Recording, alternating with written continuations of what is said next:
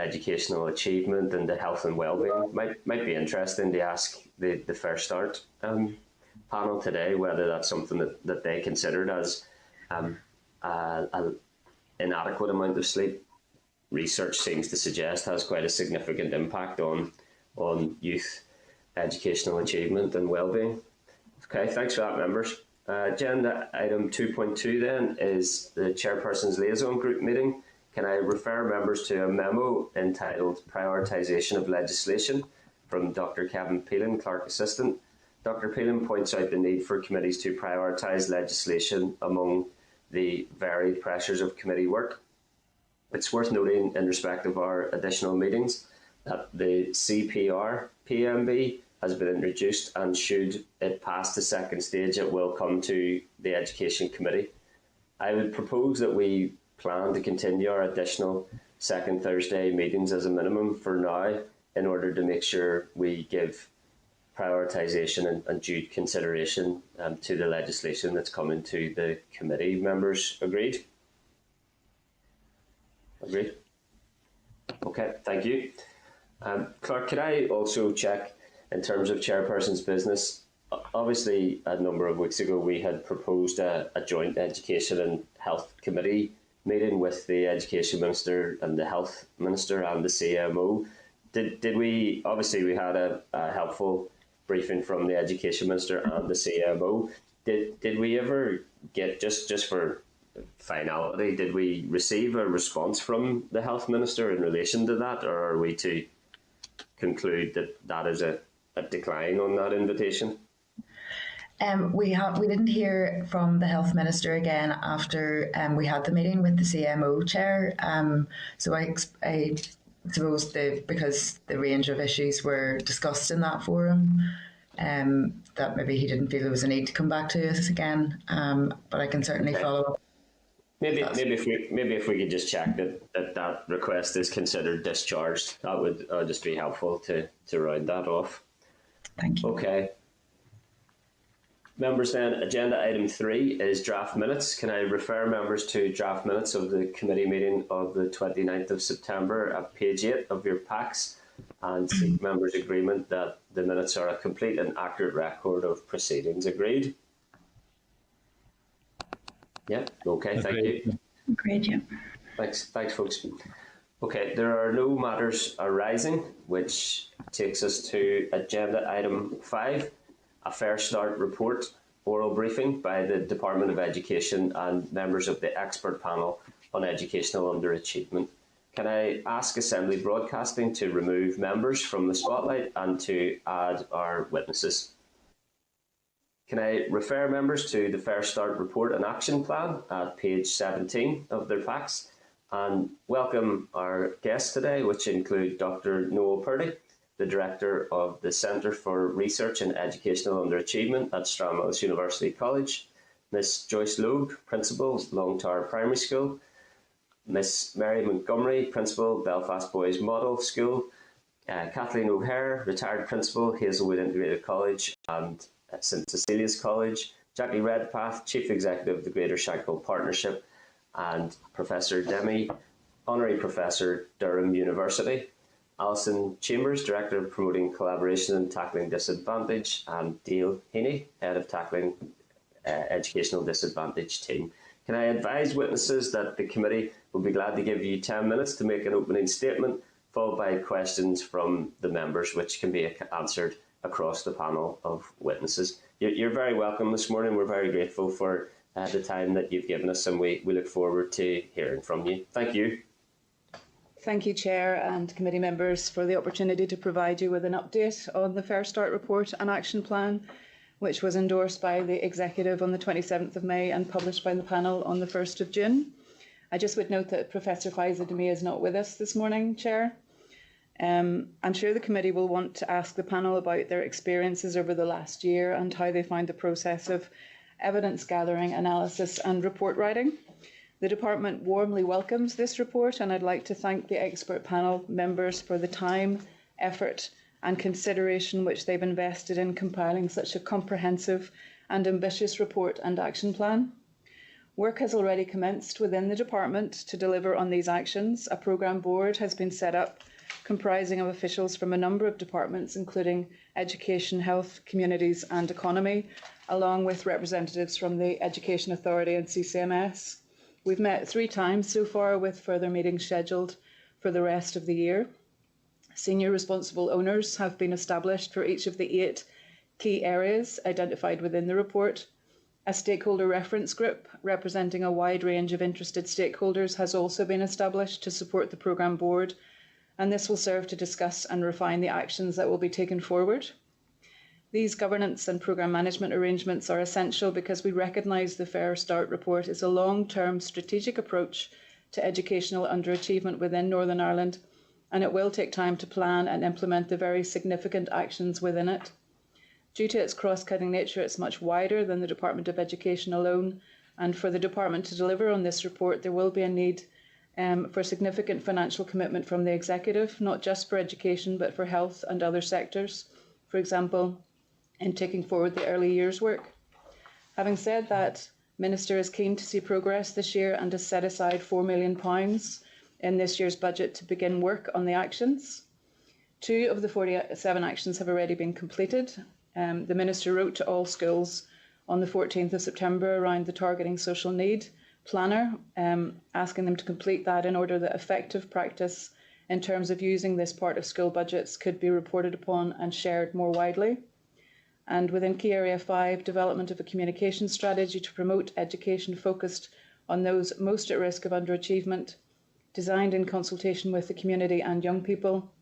We have launched a new advertising campaign entitled Try and Stop Me across all media platforms on the 20th of September. This was developed in consultation with young people and parents from socially, economically deprived backgrounds and is about instilling hope and aspiration in our young children.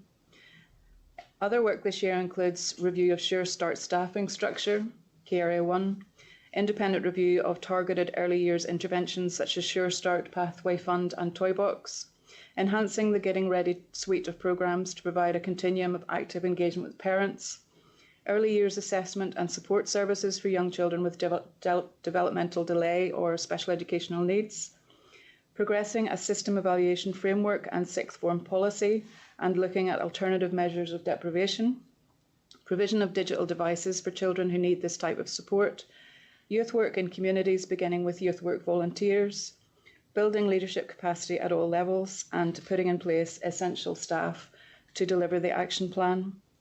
I hope this gives you a sense of the significant work that's already underway and the breadth of the work across all of the organisations, and we're happy to answer questions that the committee may have at this time. Thank you. Thanks very much indeed. I'll start by bringing in Deputy Chairperson Pat Sheehan, MLA, please. Thanks. Thank you, Chair. And could I begin by commending the panel on this report and on the work they have done. And I suppose the links between educational underachievement and economic disadvantage are well known. And it's a fact that we have the highest rates of educational underachievement in the whole of Western Europe, according to some data that I saw recently. And I suppose there have been many reports like this carried out and research and studies carried out. What's important here is implementation. And I suppose the first question I want to ask the panel is, to what extent are they going to be involved in implementation of this report and action plan? Thank you.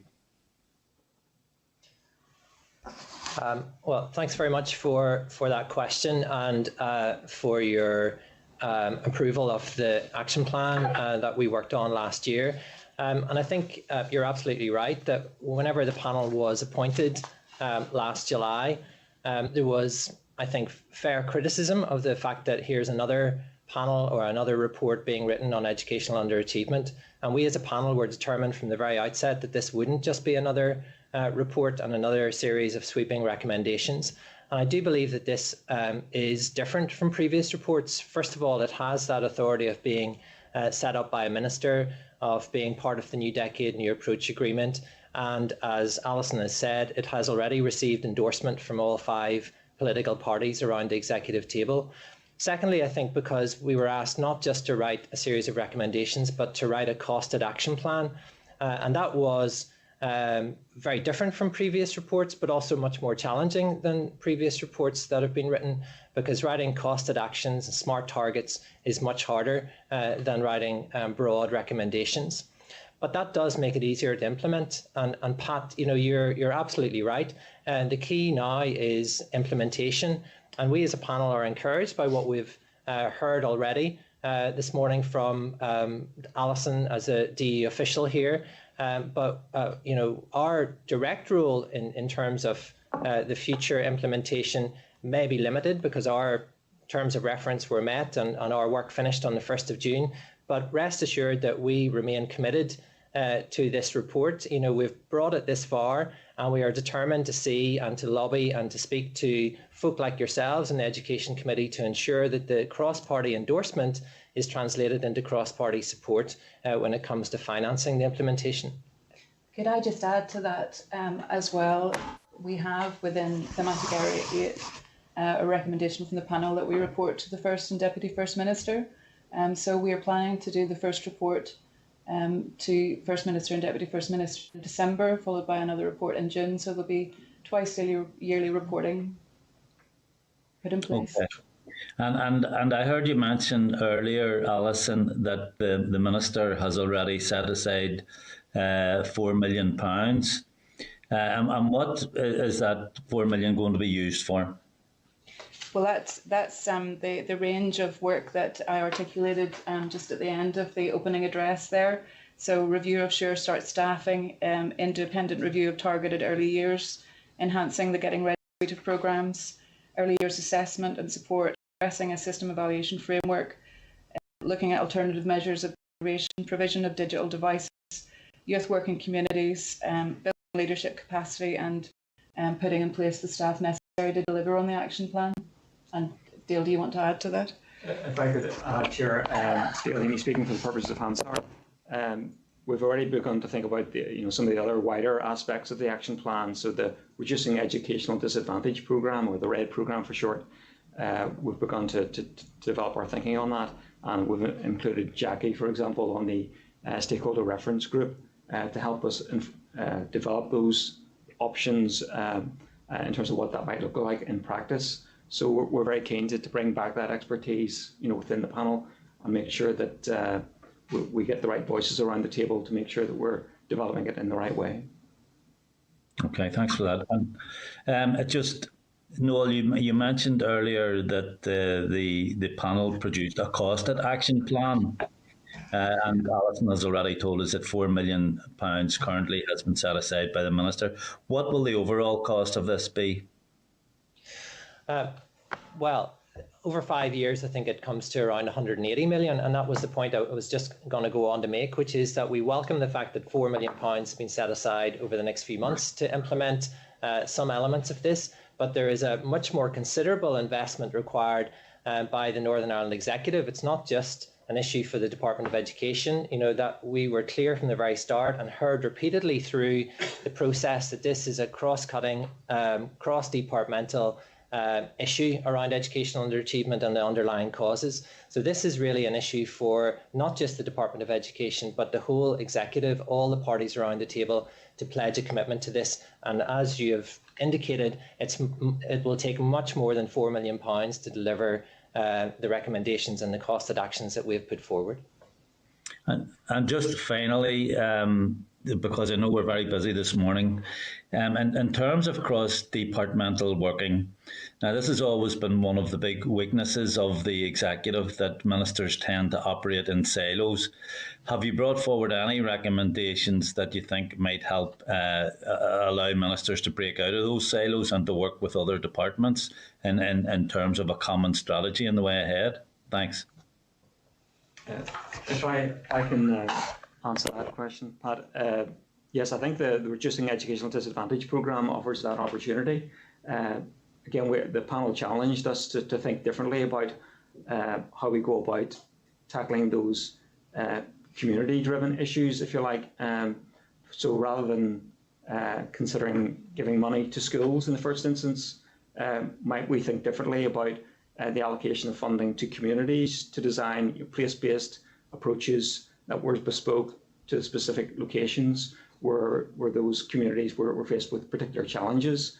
So I think our plan is to talk to our colleagues in the Department for Communities, as well as the Executive Office, as well as the Department of Justice, Department for the Economy, and so on. So I think there's huge potential there to use that as an exemplar of the sort of cross-collaboration that we expect to be developed. And that's just one example of the 47 actions where we think huge progress can be made. Okay, thanks for that. I want to just, before I finish here, commend you all again on this piece of work. Very well piece of work, and thanks a lot. Thank you. Thanks, Pat. Can I bring in Robin Newton, MLA, please? Thanks. Thank you, Chair, and again, welcome the Department and the expert panel to certainly a piece of work that I think is a very exciting piece of work, and I think it's going to be a very good foundation to hopefully finally make some progress on tackling underachievement, and particularly among young Protestant boys. And I think that was where the whole initiative was coming from. Perhaps in following along a similar theme to the Deputy Chair, and I welcome the fact that 4 million has pretty well immediately been set aside by the Minister to make some progress. But maybe could I, in terms of the programme board that has been set up, can I ask, presumably the expert panel will remain in some way in contact with that board? Can I ask maybe this is too early, but let me know, if there are any long-term goals set by the programme board at this moment in time, and maybe if there are any short-term goals that might be regarded as encouragement that we might make early gains on and show that the process to the education facility as a whole, and indeed to the whole community. Thank you for those questions. Just in terms of keeping in touch with the expert panel, I think we'll do that as a matter of course. I mean, we are in touch quite regularly with all of the individuals around the table on one aspect or another. And as Dale has alluded to, Jackie's on the stakeholder reference group as well, and will be key in the development of the RED programme. In terms of short-term goals, we have, as a programme board, discussed those elements of the projects that we can take forward fairly quickly. And as I said, we have already written in terms of the targeting social need planner to schools to encourage them to complete that. We already have launched a campaign around aspiration for our young people and instilling hope. So activities like that will continue. We are also looking at the procurement of additional devices where those are needed, and that's something that we can put in place fairly quickly. In terms of learning leaders, we're looking at the procurement of accredited training for our principals, and that's something we'll bring forward fairly quickly. But I think you point to a good point, and it is something. We're in the early stages of developing the sort of programme management structures around the expert panel report, and the communication strategy is going to be key. And I think we need to start branding the various projects that come forward under the banner of Fair Start, so that the system starts to appreciate the investment that we're making, and that it is under, it's around tackling education underachievement under the Fair Start auspices of the report. So that is something that we'll look at as well in due course whenever we have the full programme management office structures established. We have got senior responsible owners assigned for each of the key thematic areas, and they will have their own project structures underneath that, and we'll have an overarching programme board to manage all of that, but it will entail a sort of communication strategy to be developed with all of our educational stakeholders in due course, just to talk about the positive benefits of the programme as we go forward. Maybe as a... Sorry, can I just bring in my colleague here? Kathleen wants to say something. Yeah, Robin and panel, Kathleen O'Hare. Robin, you voiced today one of the fears I had when we finished this report and its action plan. The first one was money, but the second one was what happened then, and did we have a monitoring role after that? Because it's a bit like, you know, having your baby at 4 and letting them go to school and then not seeing them again, because all of us were greatly involved in this report and actually involved 500 others. We did have someone working with us here from the department, Dale Heaney, and I'm pleased to say that I felt once we finished the report, we may not be used again to either independently monitor the report or have an ongoing say. I have to say that to date has not been the case, even though there's no formal structure to do that. We will also be speaking to other committees as well. But I have to say, in fairness, if we are all serious about Fair Start and if we're all serious about tackling underachievement in Northern Ireland, then it is an issue for the Department of Education. It's an issue for this panel, but it's an issue for all parties and for the party manifestos, because we know what's coming up next year. If we're all serious about that every child in Northern Ireland gets a fair start, then put that in your manifesto, start speaking about that, because all of us in our own right will be speaking about that as part of the groups that we are actually in. I think that's good advice to the politicians, and I do welcome. I suspect that for each of the panel members, there's a little bit of themselves in this report, and it would be a great pity, I think, if the monitoring or contact role between the panel members and the department was lost in this. Can I just... Thanks, Robin. Last 30 seconds or so for a final question or comment. Well, really just that didn't sound like 7 minutes, mind you, but anyway, ensuring interdepartmental collaboration and delivery is absolutely key to this. And you've made the point about, and I like the way you've measured each of the paragraphs. How will we know if we've been successful? And really, we do need to get the executive as a whole to buy into this report, because unless that is the case, then the 180 million will not become available. But indeed, all those areas around mental health, community involvement, health issues generally, tackling the levels of deprivation, really just if we don't get that buy-in from the executive as a whole, I think in many ways the work will be devalued. And it is not a piece of work that should be in any way devalued. So thank you, Chair. Thanks, Robin. Daniel McCrossan. Hi, everyone. Thanks very much for that presentation. This is really good and interesting work, and very important. SDLP had a long interest in this, and I have to say what you've shared with us today is very positive and exciting. But I do have concerns at the outset that when you have asked for 11 million for this year, you were only awarded 4. Is there any particular reason as to why that was the case? Well, I think it's simply a reflection of the timing of the report being published on the 1st of June. Obviously, we had to estimate how much could be delivered within this financial year. So I think it's a reasonable budget to work within, given that this was always intended to be a long-term strategy. You know, I felt that any advice that we could give to the Minister in terms of judgment of budgets had to be a measured one, and we had to be realistic about what could be done within only a relatively short space of time, only a few months. So we didn't actually know what the figure would actually be until the final days of May and the 1st of June. So those estimates had to be estimated quite early on. And what about the 21 million that is needed for next year?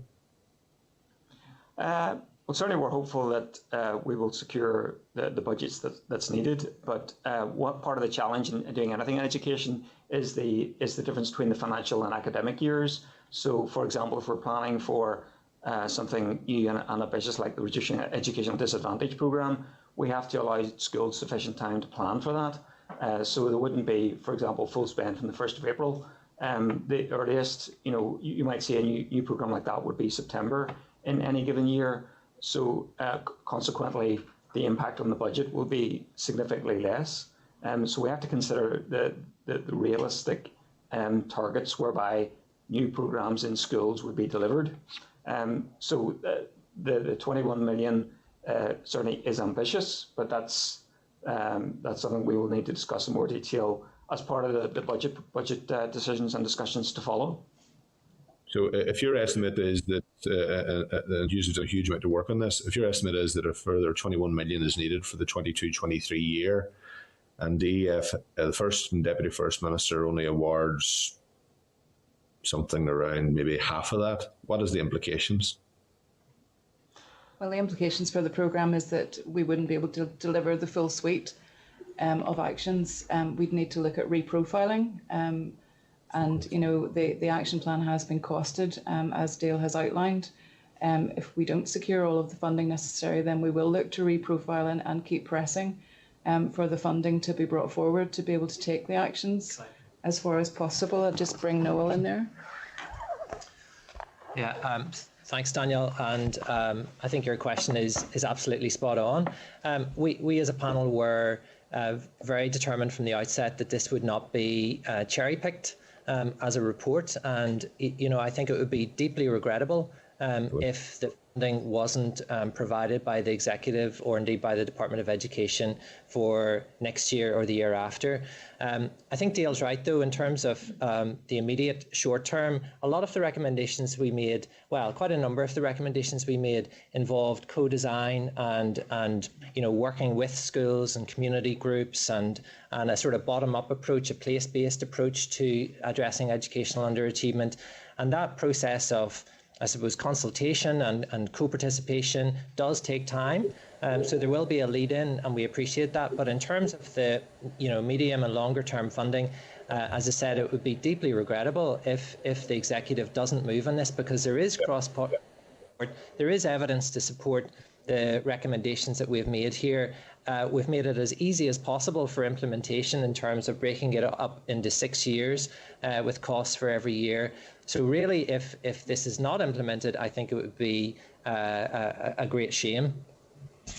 Yeah, I have to, obviously, I agree very much with that, and that's the reason I raised that question. There's been many great reports produced for various reasons over the years and not properly funded a resource. Therefore, what is intended does not tend to be the reality at the end of it.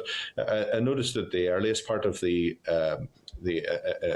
presentation, there was an indication that 180 million would be required. But in the timeline that I'm reading here, up until 2027 and beyond, it states a total of 73.1 million. So where is the other 107 million or 106.9 million coming from?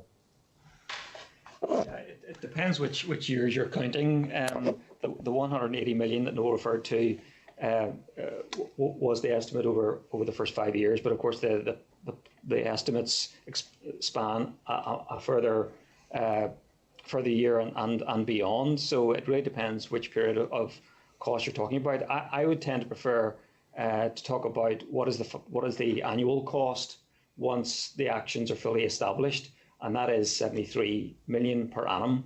And I think that's a more reliable figure use going forward. By 1 minute, Daniel. By 1 minute. Thanks. Okay, thank you. Just another point. Early intervention is a key component in tackling underachievement, and I welcome the focus on it.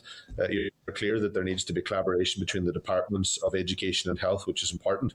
At what level or levels should there be collaboration? What should that collaboration look like? And finally, how should the effectiveness of that collaboration be measured, and by whom will it be measured? Thank you.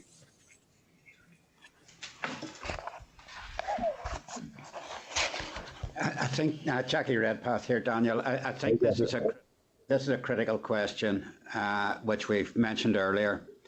This will stand or fall by its monitoring and by it being agreed at the highest level. Now, we made a specific recommendation right at the end of the report that the delivery of this action plan should be subject to oversight by an implementation committee chaired by the First and Deputy First Minister, meeting biannually, and that the action plan should be explicitly referenced in the next programme for government, and indeed that there should be a budget attached to it in that sense. And that's vital. There is no department do this on their own. It requires collective action at every level, in every department, at the highest level, and on the ground, collective action between schools and all those involved in the different contexts in which children live their lives. And if we don't get all that collective action right, concentrated in the right places, because a lot of this disadvantage is concentrated in particular parts and towns, and committed to the long term, we're not going to get it. So this needs, if you want, this needs an implementation plan that is then monitored by the First and Deputy First Minister. That was the action that we recommended. Thank Jackie, that's critical. Thank you. So that's very powerful, and thank you very much. And can I put firmly on record my sincerest appreciation to you all, because I've been following your work from the outset, and I have to say it is hugely positive. It's transformational, and I know that a huge amount of work and effort and energy has went into it, and I do appreciate the engagement you've had with us and others. So thanks very much. Thanks, Daniel. Robbie Butler, MLA, please. Thanks. Thank you, guys. Really good to be on here with you. It's a really exciting piece of work, and thank you for the effort that you've put into the report, and I hope that we can work collegiately with you guys to see it brought to fruition. I see, and I'm not suggesting this, and maybe you can speak to this, but I know that all of the report will need to be actioned to see the success that we all crave. However, I'm just going to ask you the question at the start. In terms of the chronological order that you've put things in terms of the report, is that an indication of the weighting of the importance that you see each of those issues? For instance, I see that early years and intervention at the start is very well written. There's a lot of stuff in there that I don't think any of us would agree with. Would you agree with that, or is that an unfair assumption to make at this stage? Hello, Robbie. Joyce Logue speaking. Robbie, I think the panel were in no doubt, and from all the stakeholders we engaged with, that early years was crucial. It was very, very clear very soon that we need to put a greater emphasis on early years. And so, we talk about redirecting the focus. It's money put in at that early stage, early intervention, not only will have a great impact on physical and mental health and well-being, but also educational attainment and employment prospects. And again, that only saves money down the line. This is a no-brainer. And, I just want to say this report had cross-party support and has cross-community support. We were overwhelmed by the amount of people that we engaged with that really believe that this needs implemented. And I just want to go back to what Kathleen said about, we're heading into an election next year. This has to be top of that agenda, because if we don't get it right at early years, it's going to be so costly further down the line. So, yes, have we put this as a focus? Yeah, early years has certainly come first. Okay, and I was really pleased to read at the start of the report the links between pregnancy, birth, and that type of stuff, and what's littered throughout this is that need for interdepartmental working and so on. That being the case, that there obviously is a disparity in terms of access to early years support at the moment, also in terms of the amount of part-time and full-time places in nursery. So there are it hints there at the need to maybe redress and address the imbalance that's there. would the report go as far as to recommend that every child should have full-time nursery provision, or a minimum of 30 hours, for instance, as it is in the UK, as a component part of addressing this? We certainly would go forward and recommend that every child would have nursery provision. As regards to the 30 hours, we believe every child should have for up to half, from 9 to half 1 daily provision, because that also includes a child having a meal in school, and particularly in our most privileged areas, that is crucial. I heard at the beginning about the fact of sleep deprivation.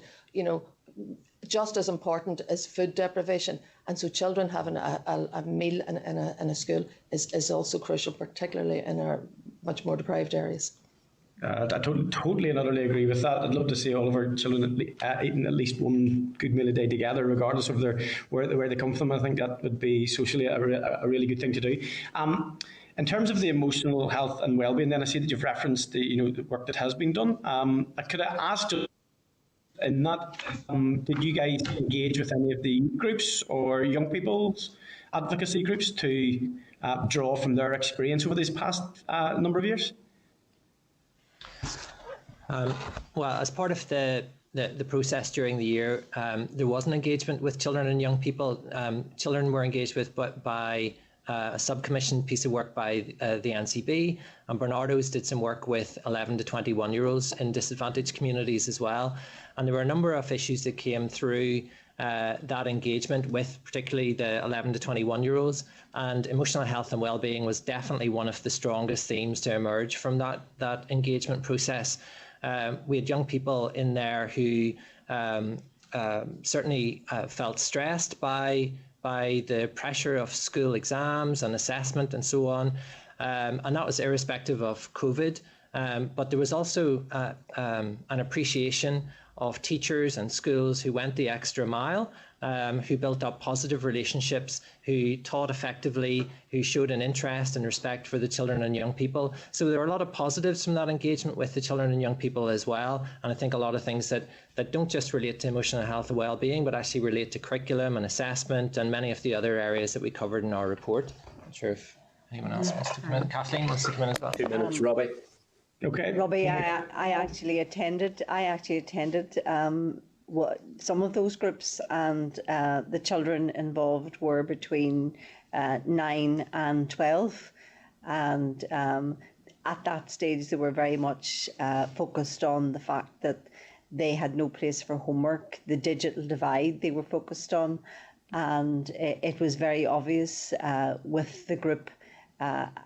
One of the groups I attended, their real difficulty with engaging in education, particularly during the pandemic.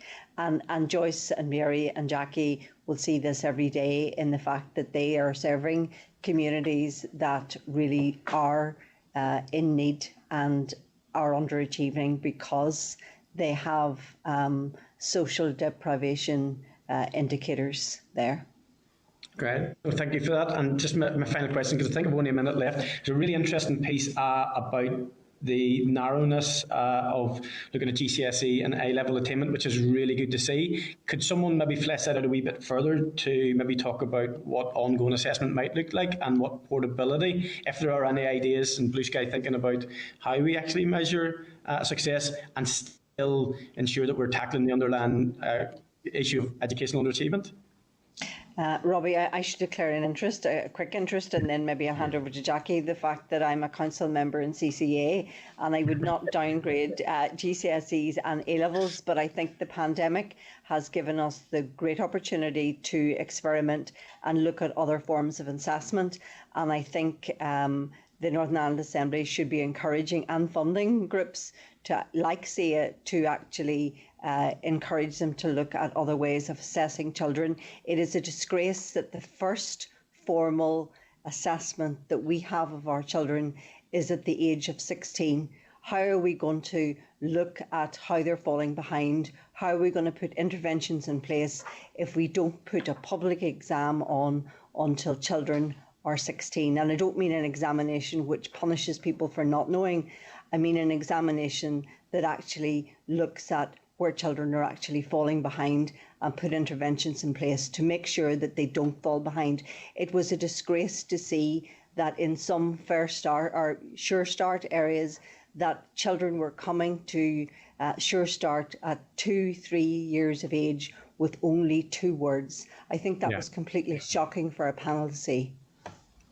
Oh, actually, I'm Robbie, sorry. All right, okay, Chair, thank you. If we're on time and there's time for supplementaries, I'll do my best, but I've already given you flexibility there. Okay, can I bring in Diane Dodds, MLA, please? Good morning, everyone, and thank you to the panel for what is really a very strong report. I want to focus on a couple of things. We've had a really good run through the funding and the need to secure that and interdepartmental working to bring the report together. But there's a couple of things that really interest me in the report as well. And one really is about how the report and how you see children with special educational needs and their particular disadvantage fitting into this overall picture, and are there more things that we can be doing to support those children? I'm just going to throw this all out at once, so anybody can come back to me. Maybe a question particularly for Jackie. Do you see the areas of educational disadvantage, the RED programme that you sort of set up a bit like the Children and Young People's Zone and the Shankle and the Integrated Services Model? How would if you were doing that and giving advice to the department, how would you choose those? What would the metrics be that you would choose those zones on? And sometimes when we get areas that we identify as areas of deep disadvantage and deprivation, we also then leave out other pockets within more affluent areas where there is equal amounts of deprivation and so on. So I'm really interested in that.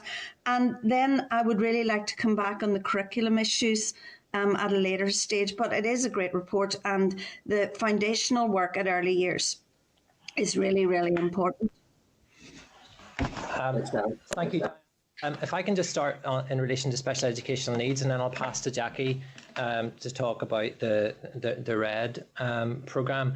In relation to special educational needs, we engage with quite a number of parents in the process and also through the survey. And certainly special educational needs emerged as a major issue of concern. And in particular in relation to the timeliness of identification and assessment and intervention on the part of schools, but especially by the Education Authority and the Psychology Service and so on, which we appreciate are very overstretched. We did mention it in terms of our actions. We've spoken already about the importance of early years, and in key area 1, redirecting the focus to early years, we have actually costed the expansion of the early years SEN inclusion service, because we appreciate that young children are often not having their needs identified early enough. So even from 0 to 3 and in the preschool year as well, an expansion of the identification and assessment service being provided by the Education Authority. So that's certainly there. We also refer to it on pages 43 and 44, where we refer to a number of recent reports that you'll be familiar with as a committee. The Audit Office report, the review of special educational needs, also the NICIE, the Children's Commissioner Too Little Too Late reports that came out just about a year ago, all of which were really very critical of the SEN system in Northern Ireland and asking for major overhauls and so on. As a committee, I suppose we, as a panel, we have asked for we spoke to the Education Authority about this. We're aware that a number of changes are afoot and that there are major reviews, and you'll have heard about that from senior officials in the Education Authority as well. So I suppose our actions focused on the early years in relation to SEN, but we were calling very strongly for more timely interventions and for this review of the Education Authority Special Education Needs Service to be accelerated so that children's needs could be met as quickly as possible. I'll pass to Jackie at this stage for the second half of your question. Thanks for that, Diane. And yeah, it's a critical issue, this. There are parts of Northern Ireland where there are the greatest concentration of educational underachievement, and they can be thrown up by interrogating the education domain in the domains of disadvantage. And the worst and most difficult 10% in those domains will show where the places are and the concentrations are. And the theory here is that in needing a place-based approach, it will cohere the greatest concentration of effort in those localities with the greatest concentration of educational underachievement. And that's going to be a great challenge to identify those areas. But alongside it is your point also that there is also educational disadvantage that is spatially spread throughout Northern Ireland. For example, in rural areas where it would be much more that also need to be. So there needs to be a concentrated effort.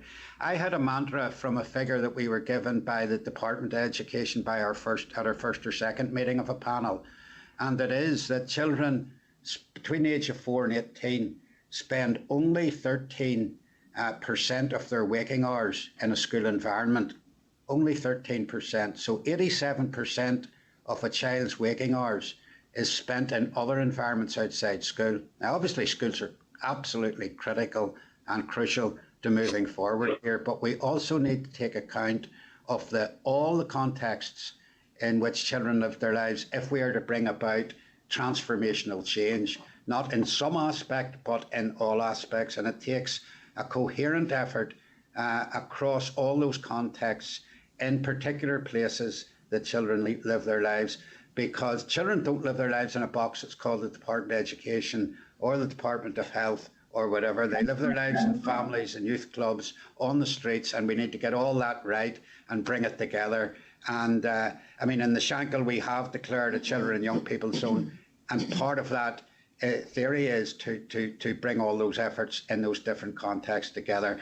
The RED programme's subject to design at the moment, so I can't comment on exactly how it would take place and how it will roll out, but we're looking forward to how that would happen. Thank you. My sort of other issue around the issue is the issue. That's time. You can just be as concise as possible. Thank you. So thanks. It's around maximising boys' potential. If I read the report right, you say that in 2019, Protestant boys, or in the last 3 years, Protestant boys consistently underperformed, but that the real issue of disadvantage is between those on free school meals, those on not on free school meals, where the attainment gap is ever greater. So therefore, disadvantage socially, economically plays into that. Does anyone want to comment on that? Because I think that's massively important. Thanks, Dan. If you could keep your response concise, guys, I've a few more MLAs to get through. Thanks. Not a problem. It's Mary Montgomery here. Diane, just to take your question, the figures are stark. They really are. Yeah. And when you factor in things like free school meals and special educational needs, then the performance of Protestant boys in Northern Ireland is nothing short of shocking. Mm-hmm. And we have really thought hard and long about the strategies that we feel would work with maximum impact, and we've contained them in the report. So we do feel that what's suggested here would go a long way to redressing that. Thank you. I think that's really important. As short as I can make it, Chris. Well, maybe really good question, Diane. As has been the case from everybody, we could be here all day, and maybe members might want to consider some additional engagement with the panel outside of the time confines of our formal meeting. But to supplement that this isn't a brief question. Is there 3 key reasons why that shocking reality exists? Well, it's Mary Montgomery again. I think, first of all, boys are unique, and that's boys, no matter what their social demographic. Boys are primarily relational learners, and they thrive in an environment where they are nurtured, they're valued, they're respected. if you add in then the other factors that contribute to disadvantage, like special needs or free school meals entitlement, those things set boys at a significant disadvantage because they then don't have the natural infrastructure, either socially or in their communities, in their families, within their peers, to engage effectively with education. So I suppose if I was thinking about what the two causes there, first of all, it's the male brain and the way in which the male brain learns. And then the second thing that we face, the challenge that we face with Protestant boys, is that they, to a large extent, come from a community where there's social disadvantage and where there are issues. Those communities feel to some extent under siege. Culturally, those boys feel that they are, kind of on the back foot in society. There's a sort of high profile at the moment around a feeling of not having their voices heard, not being listened to. There's a microcosm of that in school. They need to feel listened to, they need to feel heard, they need to feel that they have a voice, but they also need respect. They need to be treated respectfully, and they need an education system that engages with them respectfully. Okay. So, I wonder, Chair, could I just add something very quickly, if you could allow me, because go ahead, Jackie. This is an important and delicate issue. Underachievement exists related to poverty, and you will find it in areas that are greatest deprivation, whatever the profile or religion of the children are.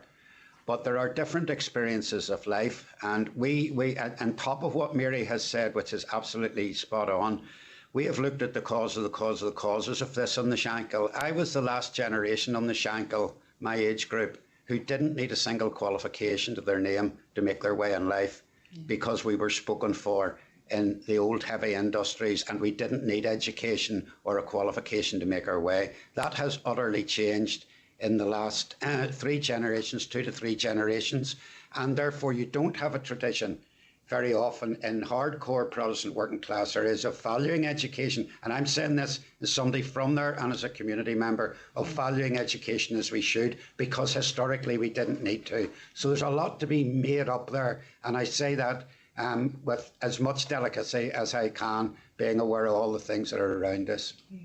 Yeah, I'm from a similar enough background, Jackie, and I think I got referred to the other day, I think disparagingly, although I'm not entirely clear, as a quote-unquote educated person, which gives you some insight into the work that needs to be done to make that a valued rather than a disparaged existence, I suppose. It'd be really interesting and obviously constructive to get into what we do to assist transformation in that regard and assist inclusion in that regard, but I don't have time. Sorry.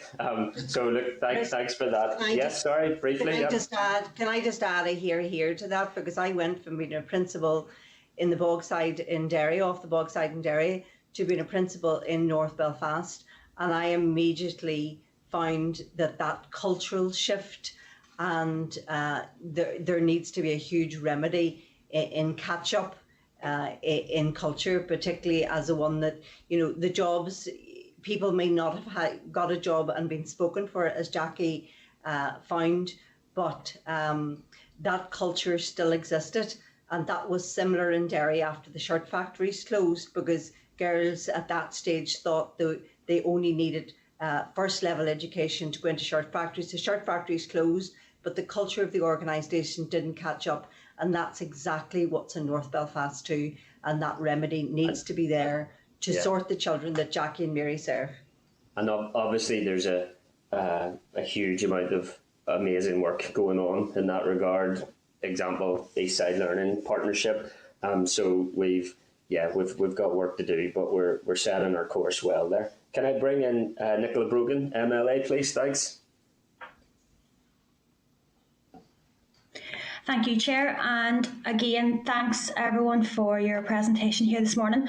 It really is a fantastic report, and I think the whole committee and all members here are really committed to addressing educational underachievement. So thanks for bringing it in front of us here this morning. I want to focus on an area that's already been touched upon quite heavily, but that is on early years. I'm really glad to see that there has been so much focus put on it throughout this report. I think it goes without saying that obviously additional support and resources within this sector will obviously help children in their development and that, but I also think it'll have a really big impact and positive effect on the workforce for staff feeling valued and respected. Sometimes I feel like they feel like they could feel overlooked, you know. So I think it's a really good thing that there's so much focus being put onto it. So within the report, you had outlined 13 actions. First of all, I want to ask kind of what you deem most important, and then if you can maybe outline a time frame for the implementation of these actions, please. Hello, Nicola. Joyce Logue here. I'll very quickly answer your question on what we deem most important. We deem every one of them to be important. These are carefully, looked at and cut down to 13. We couldn't cut it down anymore. So, an answer to that, every one of them carries equal weighting. I'll go back to your question about the workforce. Without a professionally developed workforce, we can't improve stakes for our children.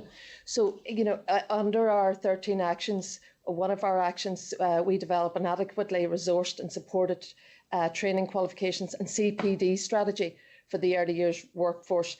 And we've added in there that we are giving consideration to a graduate-led provision, because at every other stage of education, we have graduates leading education and working with our children, but not in the early years. And we feel that across all boards, that is crucial that we look at that. I think, if you're going through the other 13, of course, a professional qualified workforce is essential to implementing all of these. And we can't do that alone. It calls on a lot of work from health and communities as well on top of this. Thanks for that, and listen, I completely agree with that. It's again just back to that point of, I think that would instill lots of confidence within the workforce, and I think it's a really positive thing. I don't want to focus too much on the actual actions, but I just want to highlight too that it's kind of going back to the points that Noel had raised earlier, and points 11 and 12. To 11's develop, enhance, invest in early years assessment for younger children with developmental delay, and then 12, enhance support at preschool to support children with special educational needs. Last week, the committee heard from Pam Cameron, who is bringing the Autism Amendment Bill to the Assembly. And one of the big issues with autism in particular is as already mentioned this morning, the delay in assessment and then diagnosis. And I think that's pertinent here to the early years services as well. So I know Noel, you'd mentioned about drawing on the Resources Education Authority and making sure that they knew what their role was. Can I ask if you have had any discussions with the Department of Health, or have made any recommendations to them specifically on how to address maybe the delays in assessment and then the early intervention and support for the young child and for families and carers? Thanks, Nicola. Well, this is a huge area, as you know, and as I said, there have been a number of reports which have flagged this up in recent years. So I think everybody accepts that the current system is really creaking under pressure. And unfortunately, too many children have their needs unidentified until far too late into their educational journey. And I suppose that's why we've prioritised these two recommendations, 11 and 12, as you suggest here, so that children as young as possible, in the 0 to 3 stage in the preschool year, can have their needs assessed and identified and met before, rather than waiting until they're 7 or 8 or 9 and they get into primary schools, and then there's a quota on the number of psychology assessments imposed in the school, and schools are having to make these very challenging decisions as to who would go forward for an assessment this year and who's going to have to wait for next year. we as a panel and everyone else, I think, finds that unacceptable. And so, we welcome this early intervention, early assessment, and, supporting children and their families as early as possible. And Noel, can I just ask, have you made any specific recommendations to the Department of Health, though? I know we talked about like cross-departmental working throughout the report, which obviously is so important and we need everyone on board, but have you had actual discussions or made recommendations to that department?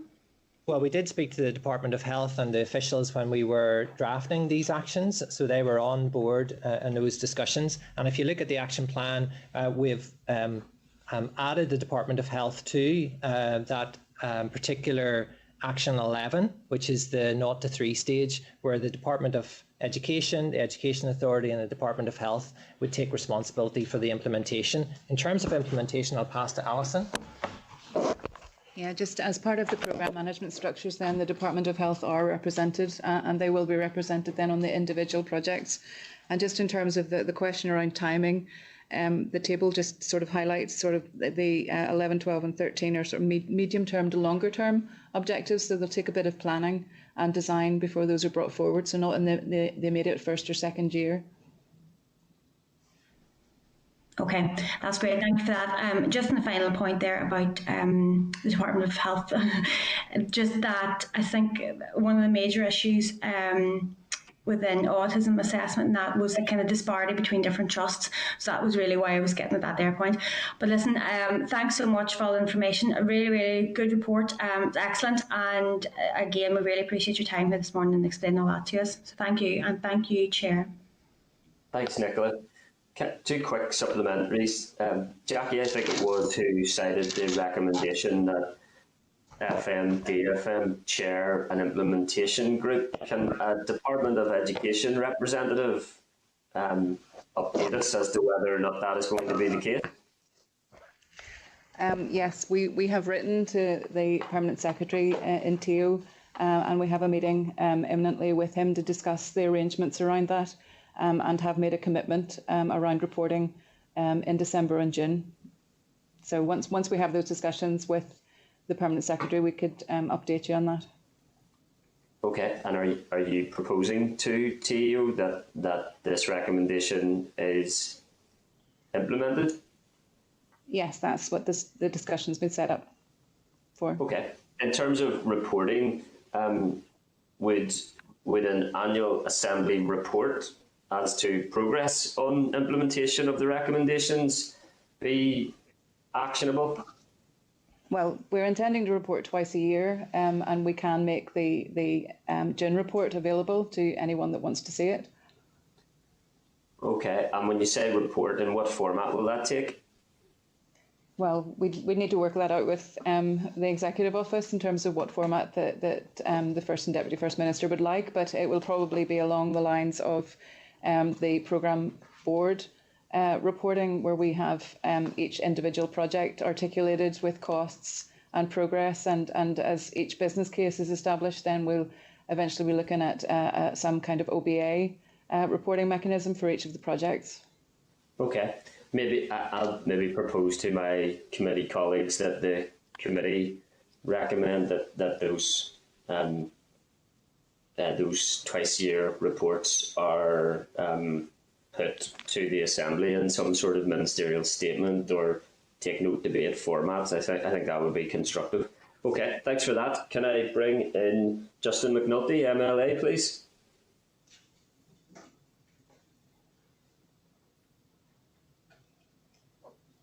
Justin, you're on mute. Apologies. Thanks. Take two. Thanks, Chair. Good morning, folks, and well done on this unbelievably important piece of work, an exciting piece of work, a game-changing piece of work for so many kids if implemented as proposed. In relation to the early years workforce, you call for adequate training, relevant qualifications and appropriate pay structure. You also tell us that there's a complexity in early years provision. Can you tell us what do you mean by that complexity in early years provision?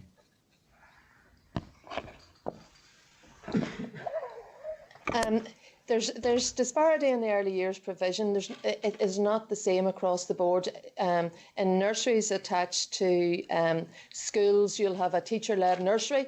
Outside of that, which is a graduate-led nursery, outside of that, you won't have that. Training is also hit and miss across the board, and we feel that it's very important that there's a uniform educated workforce across all nurseries and playgroups or nursery schools, and that that professional development is the same across the board, so that that'll impact on our children. Our children get the very best. You know, as Kathleen said, we have 2-year-olds coming into Sure Start with 2 words.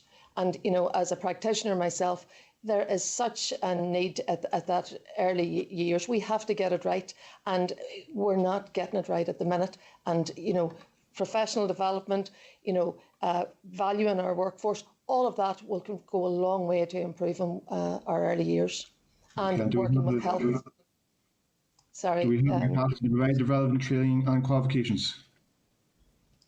Say that again. Sorry. Do we have the capacity to provide the relevant training and qualifications that you've spoken about to create uniformity?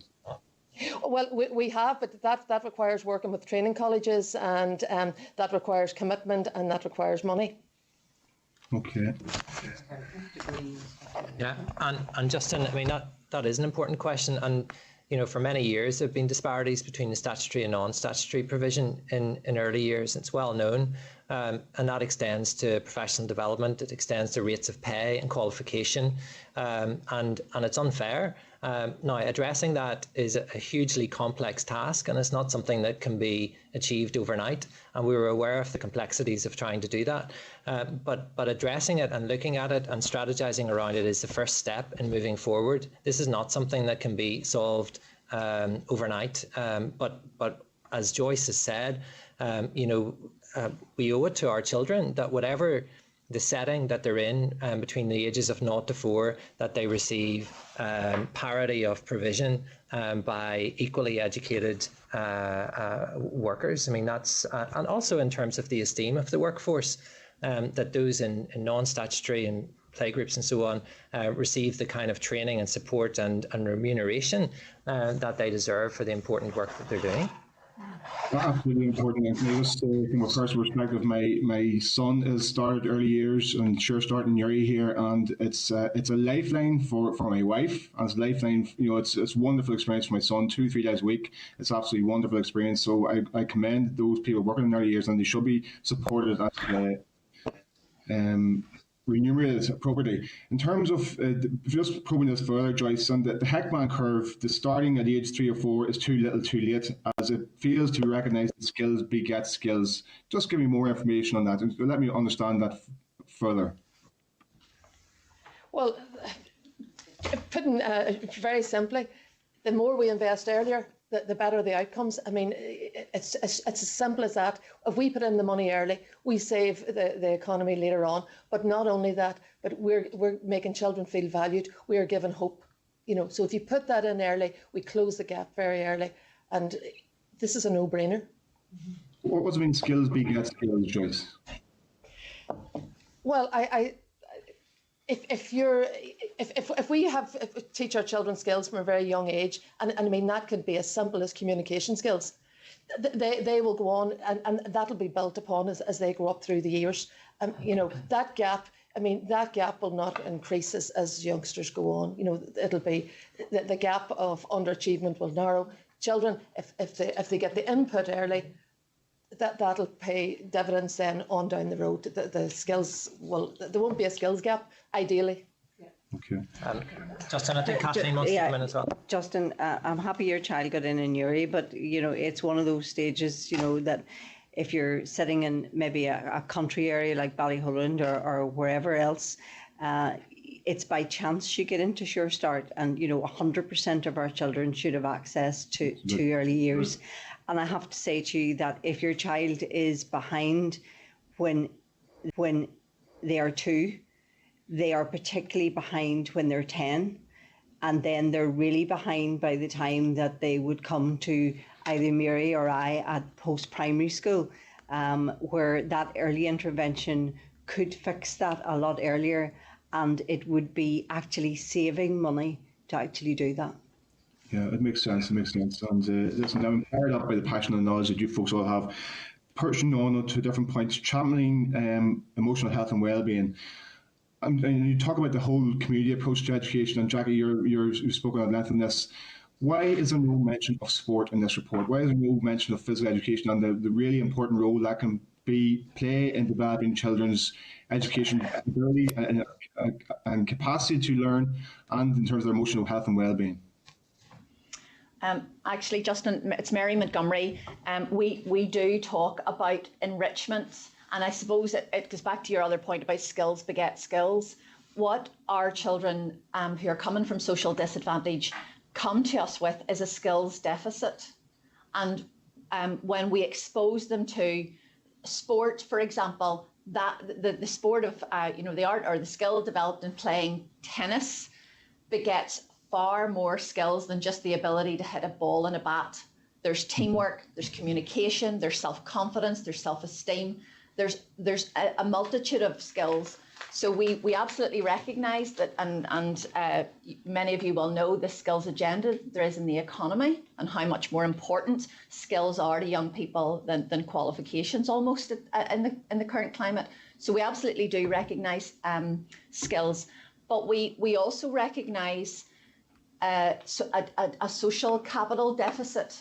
And so there is reference in the report to the need for enrichment and extracurricular. And what we find in the community that we serve, children don't naturally have that exposure to sport or to extracurricular activities, to debating, leadership opportunities, mentoring, volunteering, even part-time work.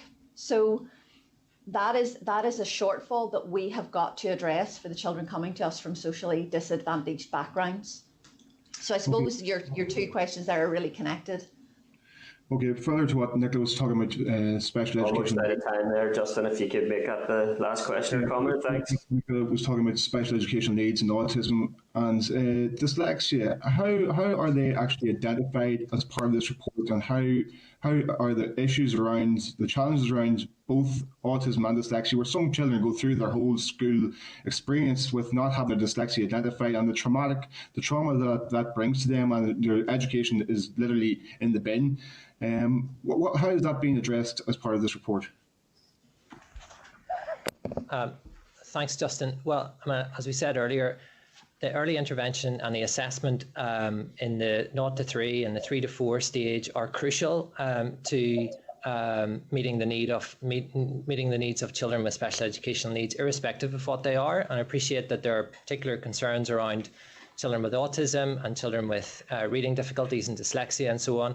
But there are many other issues and forms of special educational needs as well. So I wouldn't want to focus exclusively on autism or dyslexia, and you appreciate the reasons for that. But we've also heard and spoke to officials at the Education Authority. We're aware that there are changes in training there. We have called for those changes to be accelerated, for real change to happen for children throughout the education system. But as we've said repeatedly, early intervention and early identification and fulfilling the recommendations of the Audit Office report and the NICIE report, Too Little Too Late, those are well known. The Education Authority and Department of Education officials, we understand, are already working on those. We're fully supportive of those reports and their calls for services to be improved, and we have called in our report for that to happen as soon as possible. Thank you very much. Thanks for your evidence. Brilliant report, and hopefully we'll take responsibility now for ensuring it doesn't sit on a shelf. Thanks, Justin. Can I bring in Harry Harvey, MLA, please? Okay, and thank you very much, Chair, and thank you, panel, one and all.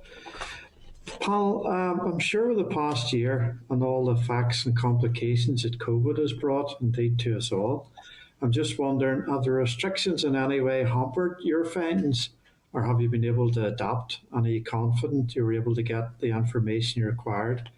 I mean, I know with active engagement with parents, it's most critical. Thank you. Hello, Harry. It's Mary Montgomery. We set off with great intentions of conducting our research in person, and we had various satellite sessions planned. But we quickly shifted to a hybrid model where we met some people in person, and then we continued most of our work in this very convenient format, and that allowed us to contact parents and students and just as easily. And in fact, I think probably the online version of our sessions was maybe more comfortable for parents. I think parents were quite happy to converse with us. But in terms of our findings, did COVID in any way hamper or change those? COVID shone a light brightly on our findings, because what we discovered and what we already knew that about the impact of social disadvantage on the communities who experience it, that was multiplied with the impact of COVID. And in every case, those at disadvantage were further disadvantaged by the experience of COVID. You know, we caught the tail end of your comments about sleep. Young people in disadvantaged areas had absolutely no routine. Their sleep patterns were upside down, their eating patterns, the home learning environment was not conducive to productive online learning during the school day. So there were lots of issues, obviously nutritional issues and you know, a lack of access to free school meals. All of those issues were writ large during our work. Yeah, excellent answers, thank you. Another concern, sometimes those in the most need are missed and the hardest to reach. We don't want anyone to slip through the net. What attention are you paying to that, if you could maybe tell me? Thank you. I think, Harry, that's one of the reasons we recommended a place-based approach. Yeah. In that you need to go to where the problem is, to where the need is, in a concentrated way. And then a challenge beyond that will be where it is spatially spread, particularly in rural areas as well, where it's not so much a place-based approach. So both of these need picked up on. But I think you can identify from the data in the education domain of underachievement where those places are that the greatest concentration is. And I mean, the RED programme is going to look at how they can be identified and how we can organise in those places all those that have anything to do with children's lives in a collective, concentrated, long-term effort. And that will be a massive challenge, because very often the infrastructure, not least the community, youth infrastructure, etc., in those areas is at its weakest. So this is not an easy road. It's a long haul, and we're very, very aware of that. Mm-hmm. Jackie, if I just add to that. Harry, the place of health is so important here, because the teacher doesn't see the child until it's in its early year setting. The midwife does. The community midwife does. So that's why this is cross phase. You know, I think Jackie reinforced the fact that this report actually begins when the baby is a bump. The fact that it should begin then with, you know, letting the mother know about developmental stages. In fact, it should begin in school with young people knowing the development of a child. So health plays a key important before the child gets to school. Yeah. So in fact, that's what this panel is really good for. So that's why it's to be well supported. Could you maybe tell me, have the expert panel been reassured by the department that a fair start remains a commitment for the minister and its implementation? Just to finish, thank you. Thanks, Harry. Well, you know, back to where we started, really, and that is our key priority, and that is our big question as well that we're asking. We have met with the minister, and we are assured of the minister's support for a fair start. So we're very encouraged by that, and clearly it's a new minister from Peter Weir's time, whenever the report itself was commissioned and launched. But we're encouraged by the ministerial support. But as we've said at the start and throughout, it's not just about the Department of Education, and it's not even just about the MLAs around the screen today or about the Department of Education. This is an executive responsibility, and we would urge all the political parties to get behind Fair Start, for this to be in manifestos, for it to be in programme for government, for the actions that are being implemented at the minute to be branded as a Fair Start as well, so that people are aware that this report is actually making a difference on the ground. But we would be cautiously optimistic that the Minister has support, but it requires executive support on top of that to turn our report into a reality. Yeah. Okay. Okay. Thank you, and thank you, Chair. Thanks, Harry. Okay, just a couple of questions from myself then. The Fair Start expert panel report found, and I quote, evidence that academic selection skews key stage 2 teaching, including the prioritising of literacy and numeracy at the expense of other areas of learning, significantly lower post-primary transfer outcomes for free school meal pupils than for non-free school meal pupils, significantly lower percentages of free school meal pupils attending grammar schools, and cited the OECD review of evaluation and assessment in 2012, which criticised our system of transfer testing as socially divisive and warned of a social imbalance it engineers, as some parents and families are better able to support and prepare their children for these tests than others.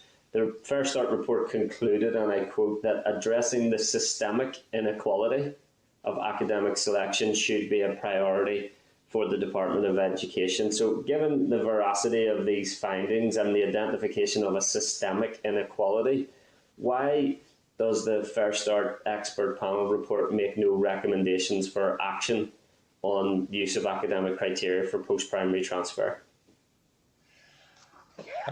Thanks, Chair. I refer to page 20 and 21 where you've cited that. And if you go a sentence earlier from the section that you've read out, you'll read there as well that although there were some very clear voices in opposition to selection at 11, it dominated neither the online consultation nor the oral evidence sessions. And we met with yourself and with many other MLAs as well. And yes, it was an issue, but it certainly didn't dominate. And it didn't dominate, to be honest, as much as we expected it to dominate either. Now, that's not to play it down. And you've read out that section where we do, go on to welcome the fact that this is very clearly in the terms of reference of the independent review panel, which was announced last week. And we look forward to their consideration in detail of this particular issue. So we have identified, and you couldn't look at the data without identifying some of the inequalities that exist there, and these are well documented. But we have stopped short, I suppose, of writing it into our action plan, mainly because I suppose the independent review will be very explicitly looking at this, and we are very happy to speak to them to tell them what we found, but it's very clearly part of their terms of reference, and we look forward to their deliberations on this very contentious issue.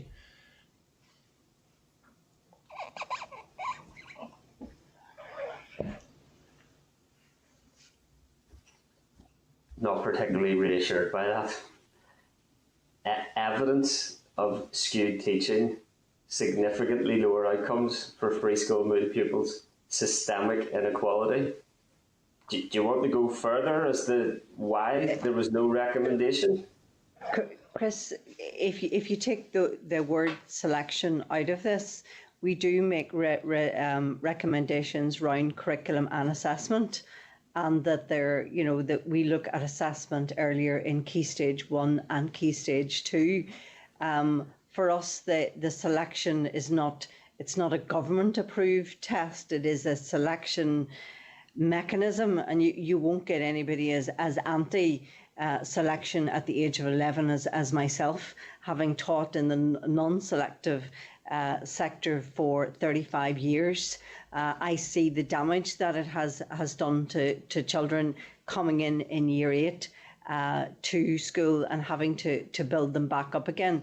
But what we are we're recommending assessment in early years at Key Stage 1, at Key Stage 2, but assessment for learning. I know it's a antiquated notion maybe, and one that needs to be rehearsed, but I think it's something that needs to happen.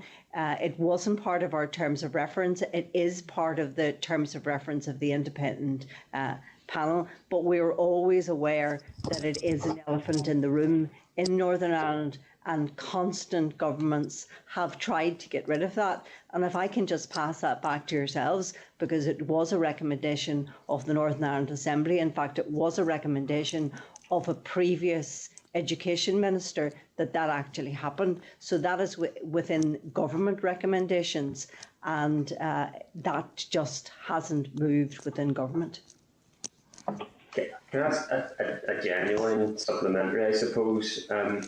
I appreciate the answers so far. I don't think we're going to meet as to why there is no recommendation. But to step back from that, how, and this is a genuinely open question, by asking these questions, I will get accused of being on a crusade or whatever else, despite an evidence basis to my questioning. But how in the weighting, in the top 10 of key barriers to equal educational opportunity, putting aside whether or not you've made a recommendation on it, how significant a barrier, an inhibitor of equal educational opportunity do you regard the current approach to post-primary transfer, given you've referred to it as a systemic inequality? Can you give me some idea of where it sits in terms of the significance of it?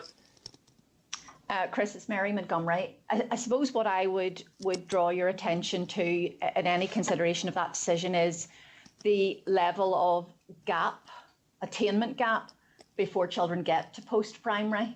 What we looked at and the evidence that we considered shows that those gaps are there from age 2, age 3.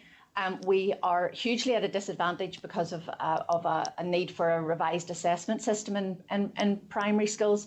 But those gaps exist way before a child gets to age 11. In fact, it's almost too late. And the heavy lifting that is required by a school at post-primary to add any value to that child's educational experience is really, really difficult. You know, it's a huge piece of work to lift a child at 11 and send them out with 5 GCSEs, including English and Maths. So it takes us sort of full circle to Joyce's point. Early years is where massive investment needs to be, because that gap at age 2 or age 3 grows and grows and grows. I wonder, Chris, could I just come in, and Kathleen mentioned seeing a lot of year 8s coming into post-primary schools damaged by selection. I'm well past year 8 myself and still continue to carry damage from the 11 plus. So my heart is totally with you in what you're talking about. But can I just be quite explicit here? This was not in our terms of reference. It's in the terms of reference of another study that has just been appointed. So we held to our terms of reference. And in fact, the things that you quoted to us were, us going beyond, if you want, slightly the terms of reference. So it wasn't. Mary's point is absolutely critical here. There's no silver bullet at 11 either way. And addressing this at 11 will be far, far, far too late. And let me make a political and tactical point here. It would be wrong to put on this panel a responsibility to deal with an issue that has not been dealt with by our elected representatives in whatever shape or form, and we did not have the authority or the terms of reference to deal with this. So that was a fairly basic point. We considered this. We knew it was an issue, and we've done a risk. And my tactical point, very finally and very quickly. There are previous reports about educational underachievement where the 11 plus or selection has been included, and the reports are gathering dust as a result. We did not want this report to gather dust, and particularly the focus on getting in early and early years to be ignored because it got overwhelmed by another issue. So, I mean, that's the truth of the matter from my point of view. I guess to conclude, and thanks for those responses. Can you still hear me okay there? Yeah. I guess to conclude on that, given the weight of contribution that you've made on the issue, you refer to Assembly motions, you refer to previous reports. I find it wrong, just plain wrong, that there is not a collective attempt to respond to this particular issue. A systemic inequality. If that's not a clarion call for people to act, then it's unacceptable. You make a good, useful final point there as well, Jackie. Probably important for us to acknowledge the work of previous people in relation to educational underachievement. There's been a wide range of people that engaged in that over the years, and your detailed work and your detailed action plan, builds on all of that. I welcome the discussion we've had around implementation, because, as you guys will know better than anybody else, redirecting focus and investment in early education and childcare strategy, full-time preschool places, for all are long-standing recommendations. And my understanding is the Education Department paused the funding formula review. It took special school parents to prevent a reduction of special school nursery hours from full-time. And obviously we're still waiting on the early education and childcare strategy. So I think robust implementation and monitoring mechanisms are absolutely essential. And maybe that's one of the key recommendations and asks that we can work towards as an education committee, to make sure that your robust work does result in improved equal educational opportunity for all children and young people in Northern Ireland. So thank you very much for your time today. We've just about stuck to time there, so appreciate it, and maybe we will engage with you in other formats going forward as well. Thank you. Thank you. Thank you very much. Okay, Clark, can I bring you in to summarise any actions resulting from that debate, and ask the Assembly Broadcasting to remove witnesses and add members back into the spotlight until the end of the meeting? Thank you. Thank you, Chair. So the committee covered all of the different sections of the report, actually. Bear with me just a second. Where's my Word document gone? And broadly commended the report. So in all 8 areas of the report, there were items that members wanted to pick up on, be they models of best practice that were being referred to, the place-based approach, and the actions for early intervention for tinies, or the monitoring and implementation. So at the high level, concerns of monitoring, funding, and long-term implementation, in a commitment sense, we're very live with the committee, and the committee was very conscious that there have been 15 years where no impact has been made on that socioeconomic and everything. Just a second, Clark. Members, can I just remind you, you're back in the spotlight, and you might want to mute your devices just while the clerk is speaking. Thank you. Thanks, Clark. Thank you, Chair. So last week, Pivotal warned the committee that good work in this area often suffers from a lack of strategic follow-through, and I think you can see in today's presentation that the committee is wishing to really urge commitment and funding from all the relevant players, urging the continued involvement of the expert panel in the implementation of the action plan, and say your recommendation, Chair, that the reporting that will be made against the action plan twice yearly, that should come to the Assembly via ministerial statement, so that the visibility and the energy behind this report continues to be high. The panel were at pains to point out that they didn't feel that they were tasked with post-primary transfer as an issue.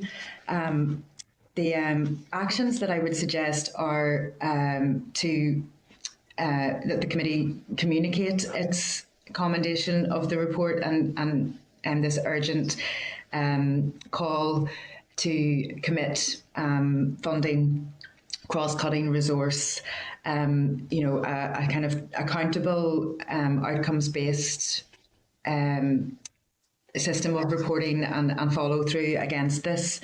And I mean, the programme for government is now on a cross-cutting basis where departments do share the actions against particular objectives. So, the committee will want to hear back not only from the Department of Education, but from partners in communities and health and economy about the actions that are being followed through here. And I think the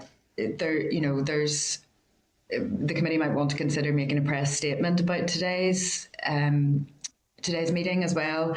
There were just some refreshing ideas expressed, I think, in different strands of the report. About pupils in deprived areas, particularly just having a need to be taught and treated with dignity in the school system and in their lives, about esteem, that there should be equal esteem and shared esteem across the different categories of school employees, be they teachers or other teaching staff, people in training, and then the social capital aspect to our education, so that it's not just all about class-based learning, but how a child can use volunteering or sport or other community supports to develop a wider confidence that is really crucial in their career prospects then. There was so there's such a lot there, Chair, but really the actions I would suggest are to write to the Minister commending the report and urging commitment on those specific issues about recommendations in the reporting, and perhaps a press release which I could get prepared today and run by the committee if members wish to do that. Okay. Members content? Agreed? Yep. Okay. Chair, maybe just add a little bit to what the committee clerk has said there.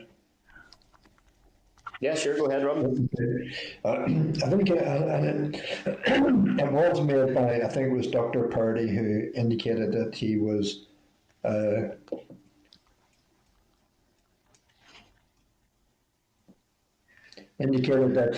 he was cautiously optimistic.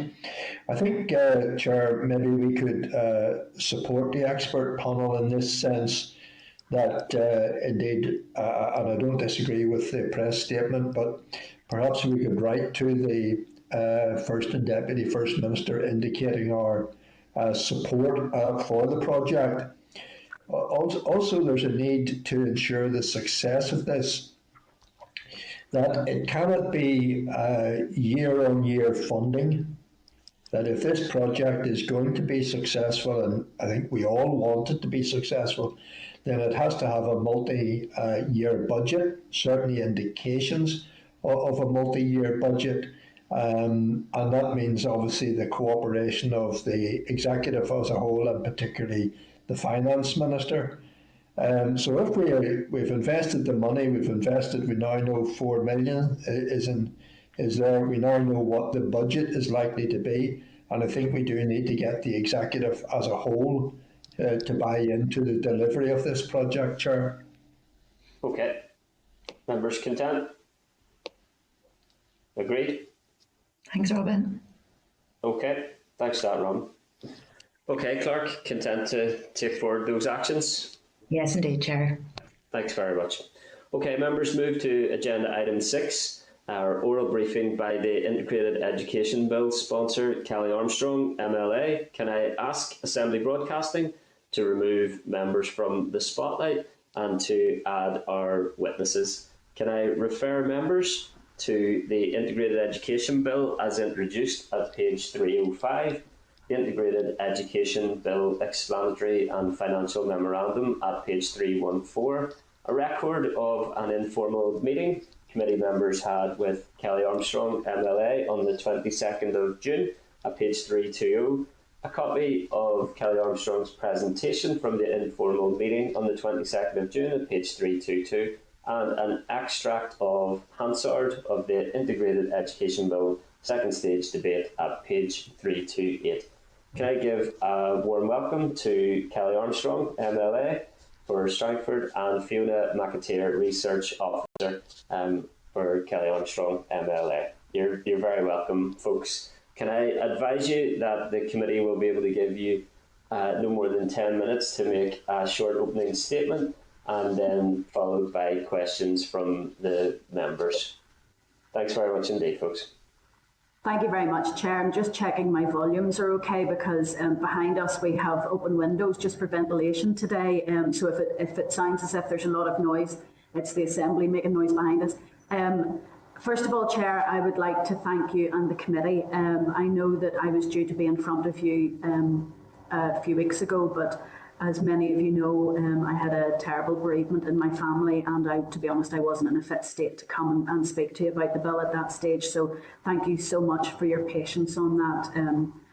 Many of us know what losing a very close family member means, and I appreciate your patience with me. Also, Chair, just to say that we are disappointed that we're not with you in person, because we have cream buns actually here to bring for the committee, but I know that Mr McCrossan enjoys those, but perhaps the next time. Chair and committee members, why are we here today? We're here today to talk about the Integrated Education Bill. We've got it through to second stage, and as I said at the end of second stage, before the vote was taken, our baby, Fiona and I's baby, has been handed over to you. It is now with yourselves to complete your investigations, and we're delighted to be with you here today. The committee will be taking lots of evidence. We know that your consultation is due to complete on the 10th of October. Really looking forward to see what the results are on that and the report when it comes out. Just to confirm again that we are more than happy to work with the committee, to work with all of you and the department. We've met with the department since the second stage and reiterated that we want to keep that open communications, because we want to have good legislation. This bill is not intended to cause difficulties for anyone. I know that issues have been raised, and I'm sure members will ask us for clarification about that. I'm hoping that the department will share with me their issues that they've presented to the committee already, because armed with that information and the potential solutions that they want brought forward, because if this bill goes forward, or when it goes forward, it will be for the department to deliver upon it. So we want to make sure that the bill is as workable as possible, of course, for those officers. Maybe the department in there will be able to share their paper with us. That would be very grateful. And then we can also take some of the issues that are being brought forward with the Bill's Office. As you know, this bill was brought forward. Nobody else wrote it. It has come through years of work, I have to say, and more specifically in this mandate, it has come through the Assembly's Bill's Office. So we have stuck to all of those procedures. We're not opposed to meeting anyone to discuss any issues that you have. We actually appreciate the fact that any bill going through the House is going to have amendments, and we fully expect maybe individual members and the committee may well have amendments coming forward. I think the department had said to yourselves that they have potential amendments that they would like to see. We have been talking to NICIE and the fund, and there may actually be an amendment to help to explicitly explain a few things that they are concerned that there has been maybe a little bit of misunderstanding about. And I'd like to thank at this point NICIE and IEF, the Integrated Education Fund, who have been so accommodating to both Fiona and myself. They have been brilliant at allowing us to come and torture their board members and speak to staff and of course members. But they've also been very good for the committee in encouraging people to respond to the call for evidence, so I thank them very much for that.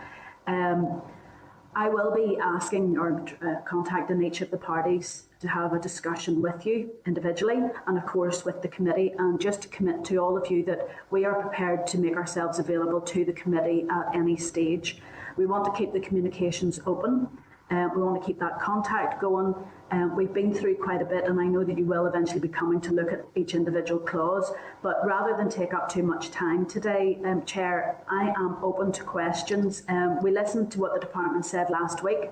We know that individual members will have questions, so if that's okay, rather than going through all of the clauses again, because we've been through that at second stage and we've had our informal meeting, with your permission, Chair, over to the committee for questions. Thanks for that, Kellie. Can I bring in Pat Sheehan, MLA, Deputy Chair? Thank you. Thank you, Chair. And thanks, Kellie and Fiona, for coming in this morning. And Kellie, first of all, I wanted to ask you if you had heard the evidence given to the committee a fortnight ago by the departmental officials, and what can only be described as a withering critique of this particular bill.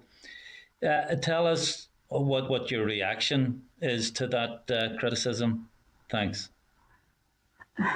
To be honest, nobody likes change. We all know that. And I appreciate that the department have their concerns. And this is where I go back to, we're happy to work with anyone to make good legislation. I appreciate the department had made some assertions. I don't agree with all of those, and that's why we had met with the department to ask them what their issues were. So it was a little bit surprising when they came to the committee and had a long list that they hadn't previously shared with us as, as the bill sponsor. But look, there's no closed doors with us. We'll talk to the department. We'll go through their issues. We'll clarify. And to be honest, if there are clauses within this bill that can be improved upon because they will be delivering the outcomes of this bill in the future, then happy to work with them. I would really love it if the department listed those issues for me. We haven't got that from them yet, and what possible solutions that they would like to see, and then we can certainly go back to the Bills office and get legal opinion on that and bring forward, if that's amendments or whatever changes that we can do to help the department. Okay, thanks for that. And of course, it makes sense to work with everyone to try and bring forward the best piece of legislation possible.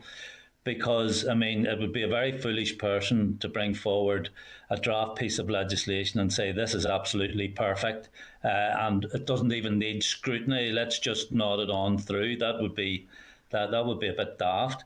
But you said that the departmental officials made some assertions that you didn't agree with. What exactly were those assertions?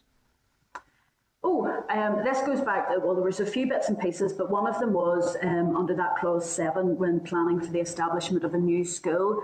There was a few times when there seemed to be a misreading of the legislation. It says that the establishment of a new school by the department, that there would be a presumption that it would be integrated unless there were special circumstances. So it's not going to force integrated education to take over. On a number of occasions, the department seemed to think that this would erode all other sectors. Actually, what that Section 7 does is encourages the department to use the tools that they already have. We know that the Education Authority, for instance, has been involved in community conversations.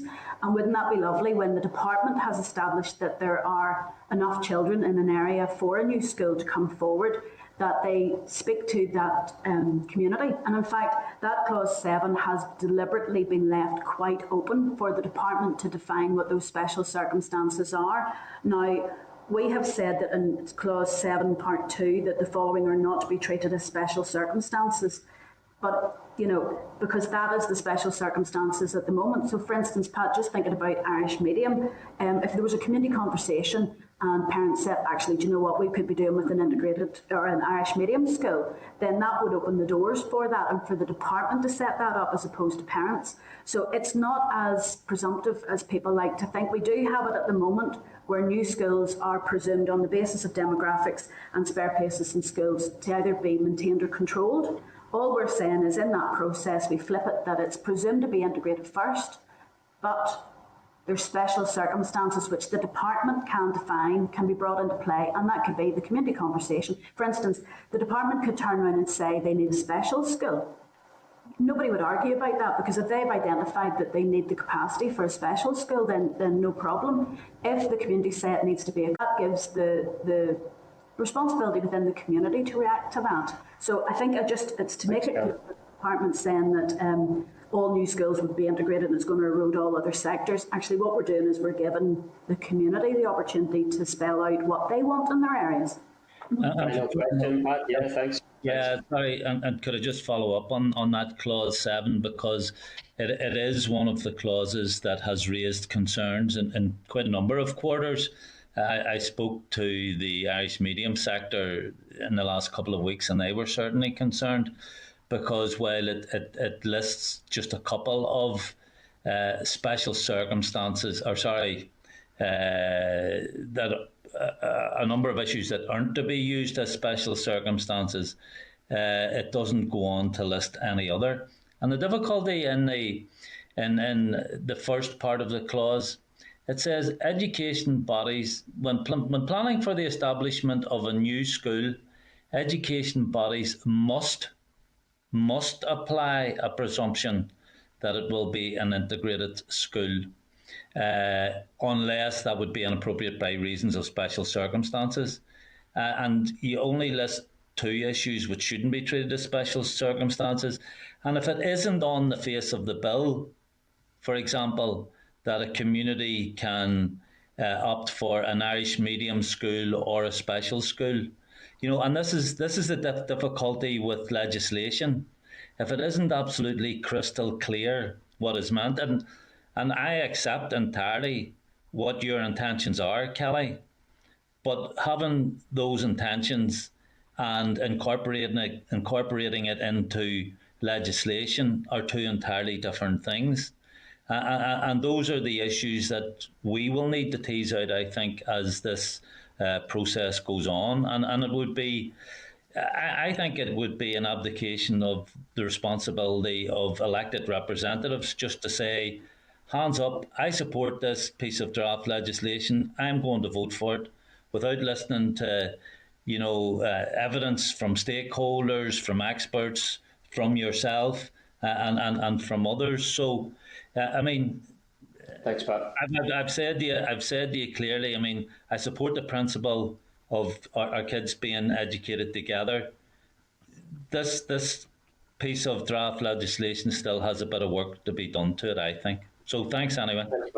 Thanks, Pat. Just as a reminder, members, I think I can stretch to about 5 minutes max for questions here, but we're going to need to stick to that. And I know that's not a time we're used to sticking to, so I'll try and give you a 1 minute warning each time. And can I bring in Robin Newton, MLA, please? Thanks. Thank you, Chair, and welcome, Kellie, again, and had the advantage of having the informal meeting with Kellie and her researcher. My concerns are similar to the Deputy Chair, and it would seem really, Kellie, you used the expression flip it, in the sense that you were indicating there was a presumption that if a new school was to be built in an area, that it would be either the Catholic maintained sector or the state sector, but that indeed you would want to flip it and indicate that it should be, presumption should be that it would be an integrated school. And in many ways, is that not just elevating the views of those, and I speak as someone who is a supporter of integrated education, and indeed in my own family, my own children, a practitioner of integrated education. But does that not indeed, your feeling of flipping it, elevate the views of one sector above the views of others who may see that they would prefer either Catholic maintained or state school in the area? Thank you, Robin. And you're absolutely right. I am looking for area planning to consider integrated education first. Now, as we all know, when was the last time a brand new school was created? It's been quite a while, and I'm not expecting any brand new schools to pop up very quickly. But with integrated education, the fact that those schools are open to all is one thing, but the special circumstances does allow for any type of school to be brought forward coming from the community. And as Pat has said, if we need to specify that a bit more tightly, then we're prepared to do that. If the committee would like a change on that, then we can certainly do that. It's certainly something. But we did go back and forth, Robin, and should we define the special circumstances? Because we didn't really want to kind of hold the department to something very strict that wouldn't be able to change. So that's why we kind of left it quite open. But as Kelly said, if there's a form of words or if there's something else we want to put in there to help the department and help the planning authorities, if that's, we can do that, no problem. Yeah. The other thing just to note is remember that integrated education doesn't have a planning authority.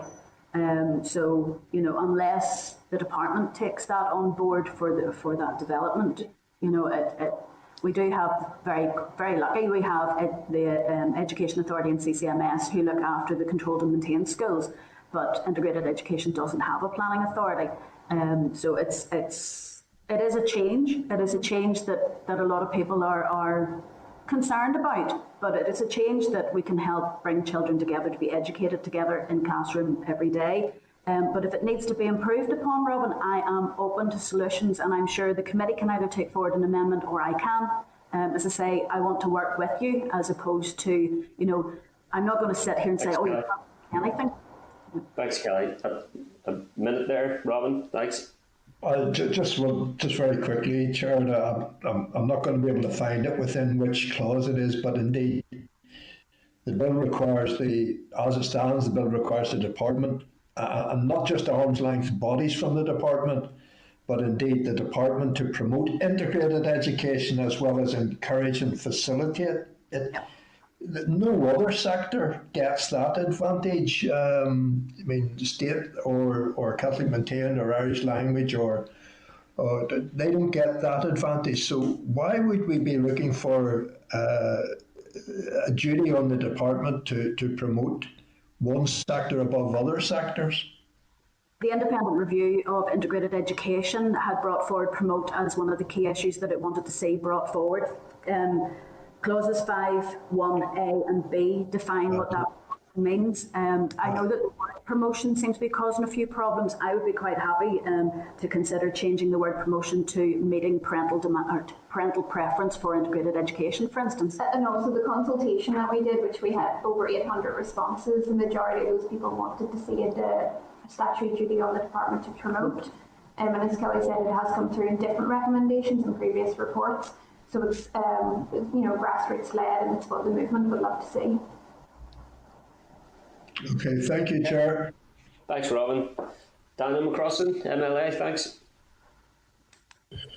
Yes, thank you very much, Chair. Thank you, Kelly. Good to see you, and thank you for your brief opening remarks as well. I just want to point out at the outset, this is an important discussion, and that the SDLP, back through many, many years, as far back as when Martin McGuinness was Minister, asked for an increase to the education budget generally, but also in cooperation with Martin McGuinness that we could see specific provision for an uplift in resources for integrated education. So for a long, long time, we've been chipping away to ensure that sufficient support is given to the sector. However, when looking at the bill and listening to the presentation last week, Kelly, there are some concerns that have been touched on by the Vice Chair and also by Mr. Newton as well, I'm sure others. So your bill is designed to get integrated sector a playing field. But the Department of Education is considerable, given what we've heard at this recent.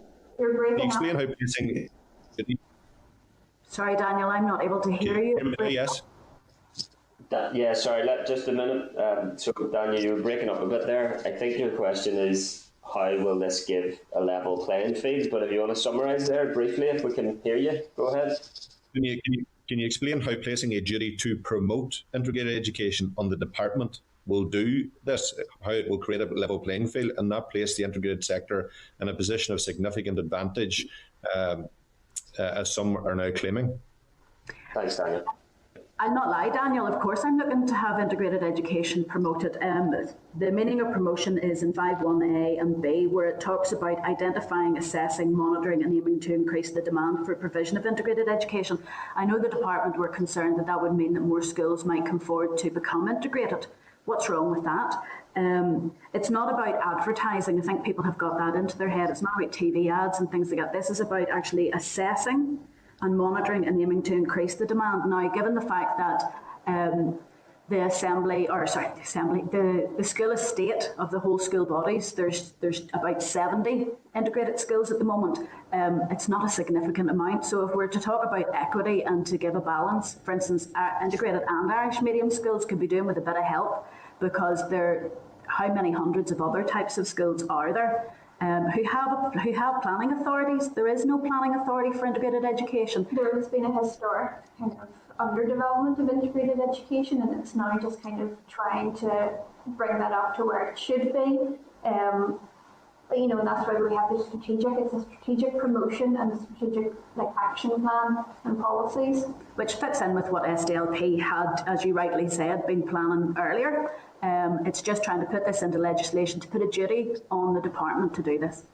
Okay, but how do you placing a duty to promote education on CCS? Sorry, Daniel, it's breaking up a little bit. I think. Yeah, we'll give it a chance there, Daniel. How do you see placing a duty to promote integrated education on CCS or a level playing field? Okay, so Kellie, I think the question was, how do you see placing a duty to promote integrated education on CCMS or EA, creating a level playing field? CCMS and EA are planning authorities. So when they're considering their policies going forward, particularly with planning, if they don't consider integrated education, how are we ever going to develop it? And they're already doing that because of the new maintained school that is transforming. So they've checked that box already. They also have a really good working relationship with NICIE as well. So they already have those important connections already made. Okay, and what difference do you believe will placing a duty to promote integrated education on CIA make to CIA and the way it functions?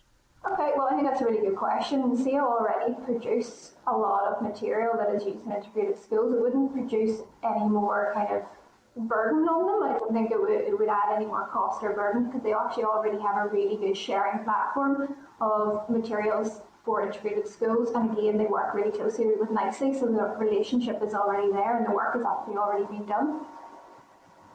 Okay. Thank you for that. Chair, just indulge me slightly. Yeah, the bill in its current state will require. Thank you, Chair. The bill in its current state will require the development of an integrated education strategy. And I know we had discussions about this, Kellie. What do you hope to achieve for the integrated sector with such a strategy, and what effect do you believe it may have on other sectors?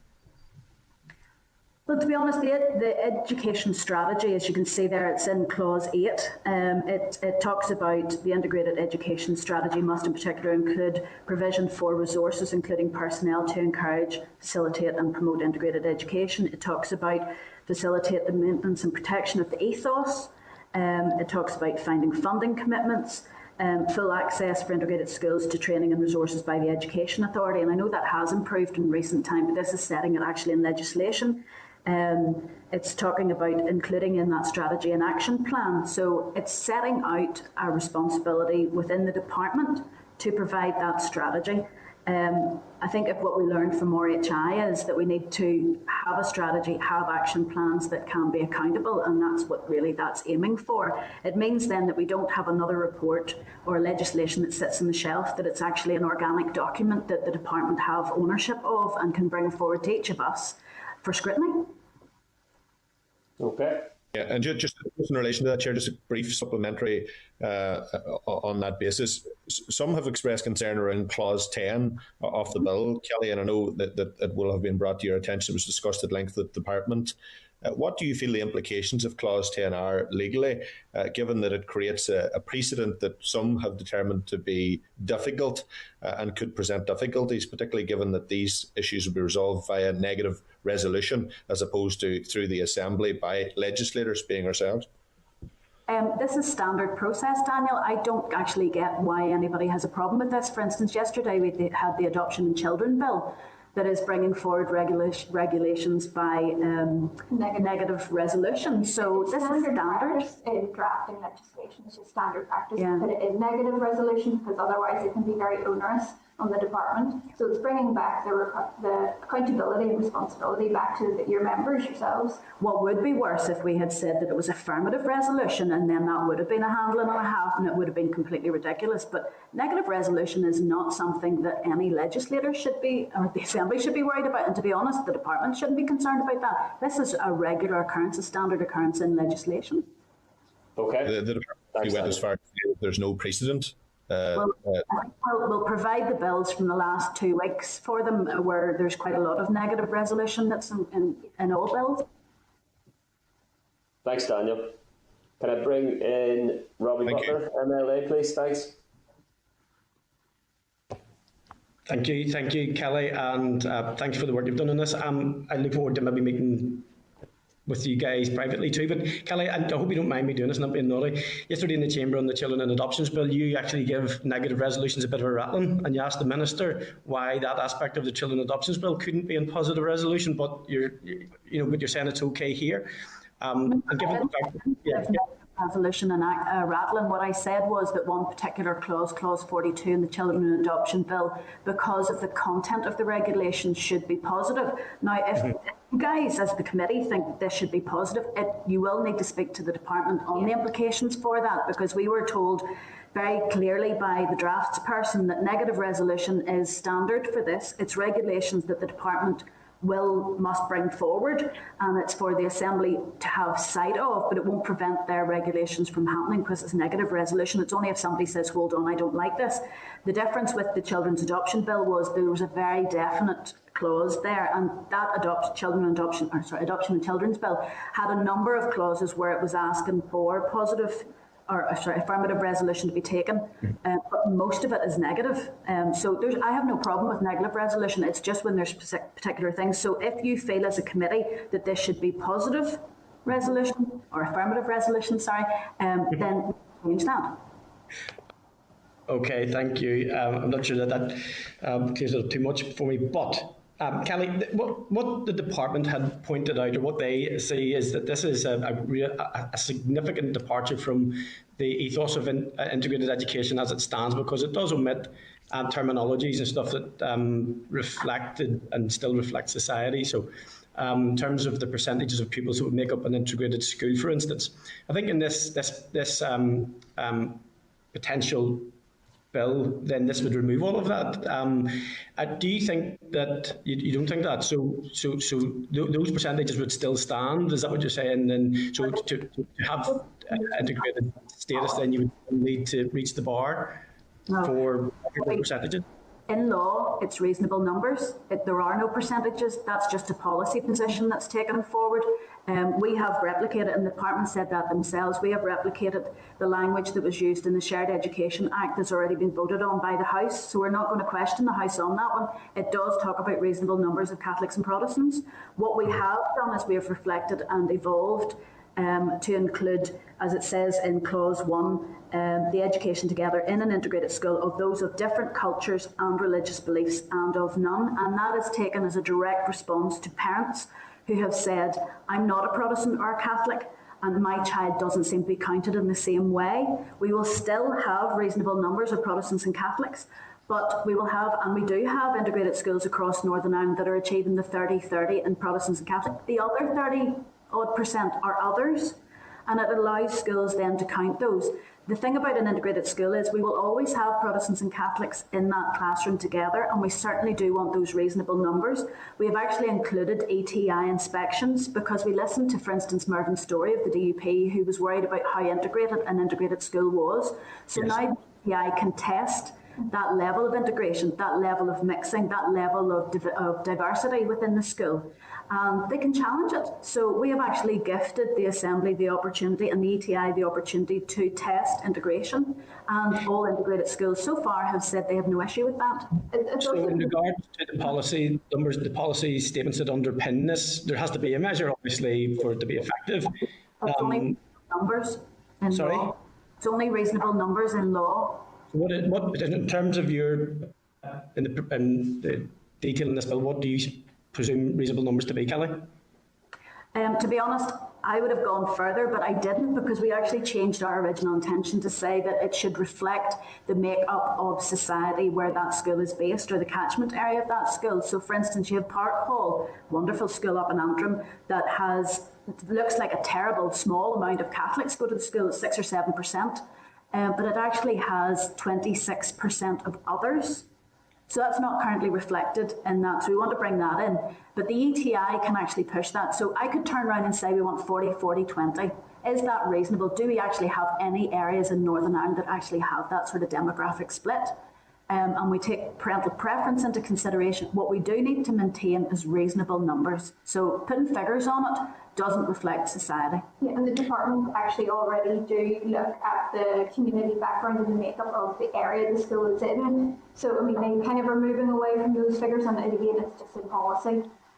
Okay, so I mean, it's an interesting one because we all want our children educated together, but in reality, education is only one part of the problem. We still have a segregated society. In some areas, we have places which would be exclusively either Protestant or Catholic, and we have schools in those areas which, you mean, Kellie, you could be looking at 99% might, in certain areas. With this building, would the reasonable numbers test fail?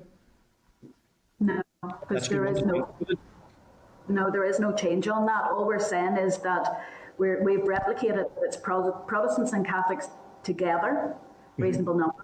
Plus, we recognise that there are other children of other faiths and none. But Robbie, if that school, as you're just saying, the 99%, if they wanted to transform, they obviously have to go through the proper legal process of transformation, and then that's where they would work with NICIE to try and get their balance back up again and to reflect the minority community. But also we have to remember it's more than just numbers, it's about the integrated ethos and also the reflection of the Board of Governors as well, which is different in an integrated school. Okay. One last one, Chair, if that's okay. Yeah, last question, thanks. Thank you very much. So in terms of NICIE and the Integrated Education Bill, it does talk about that there is an overriding Christian ethos at the moment in terms of integrated education. All schools, yeah. Yeah, okay. So, and it also says, now to be fair to this bill, it says, there will be parental choice for those children who don't want to maybe partake in certain elements of that ethos and stuff. And there's a humanist approach. Is it in this bill, Rob?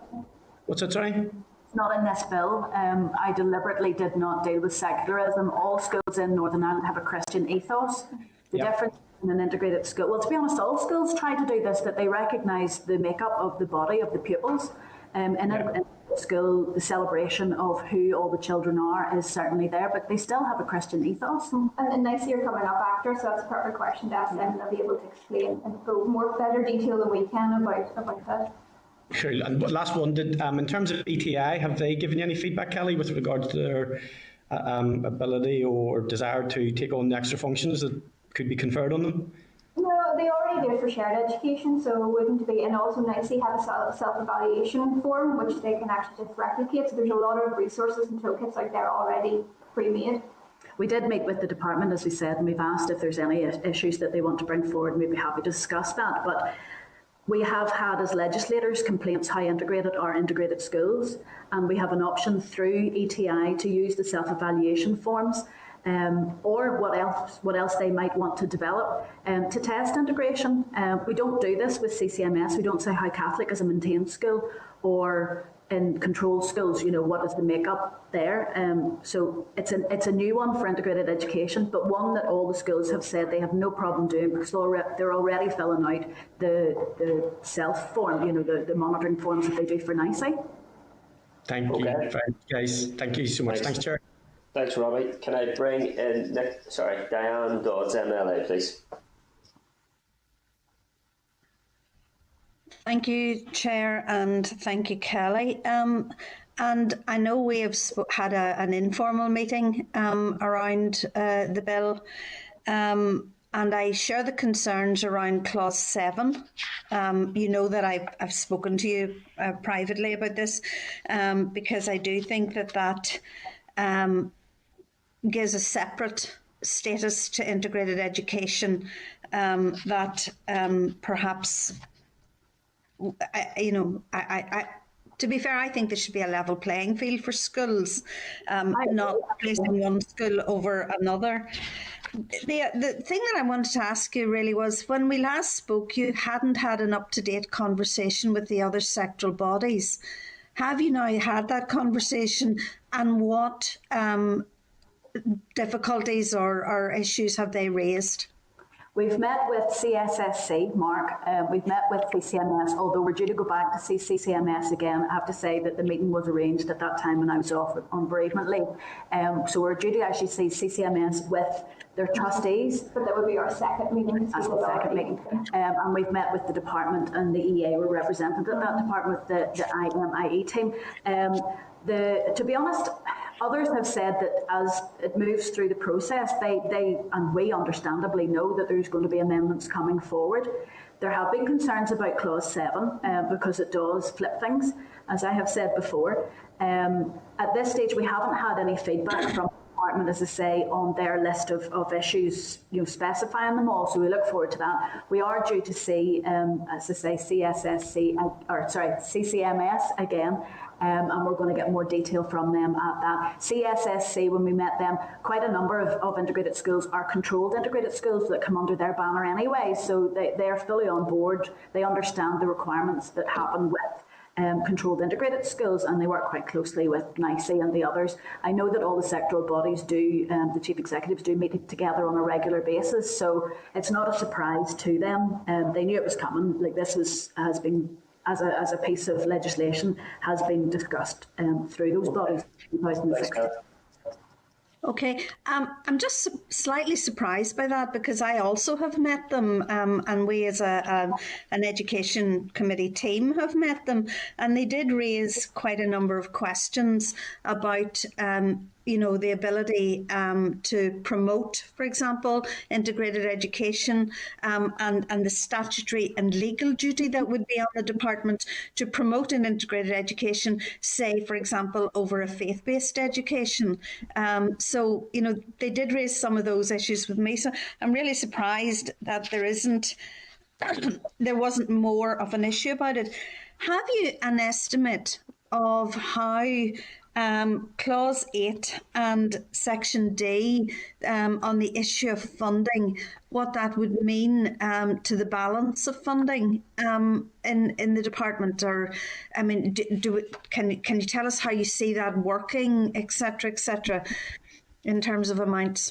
Have you received the Research and Information Service, the RAISE review of bill costs, the integrated education bill and potential? I don't have it on me at the moment, but I'd just. Kellie, see before you come in on that, just hopefully maybe helpful point of information. All schools in Northern Ireland are by law, unless and until someone changes that. And this bill is not proposing to change that, is my understanding.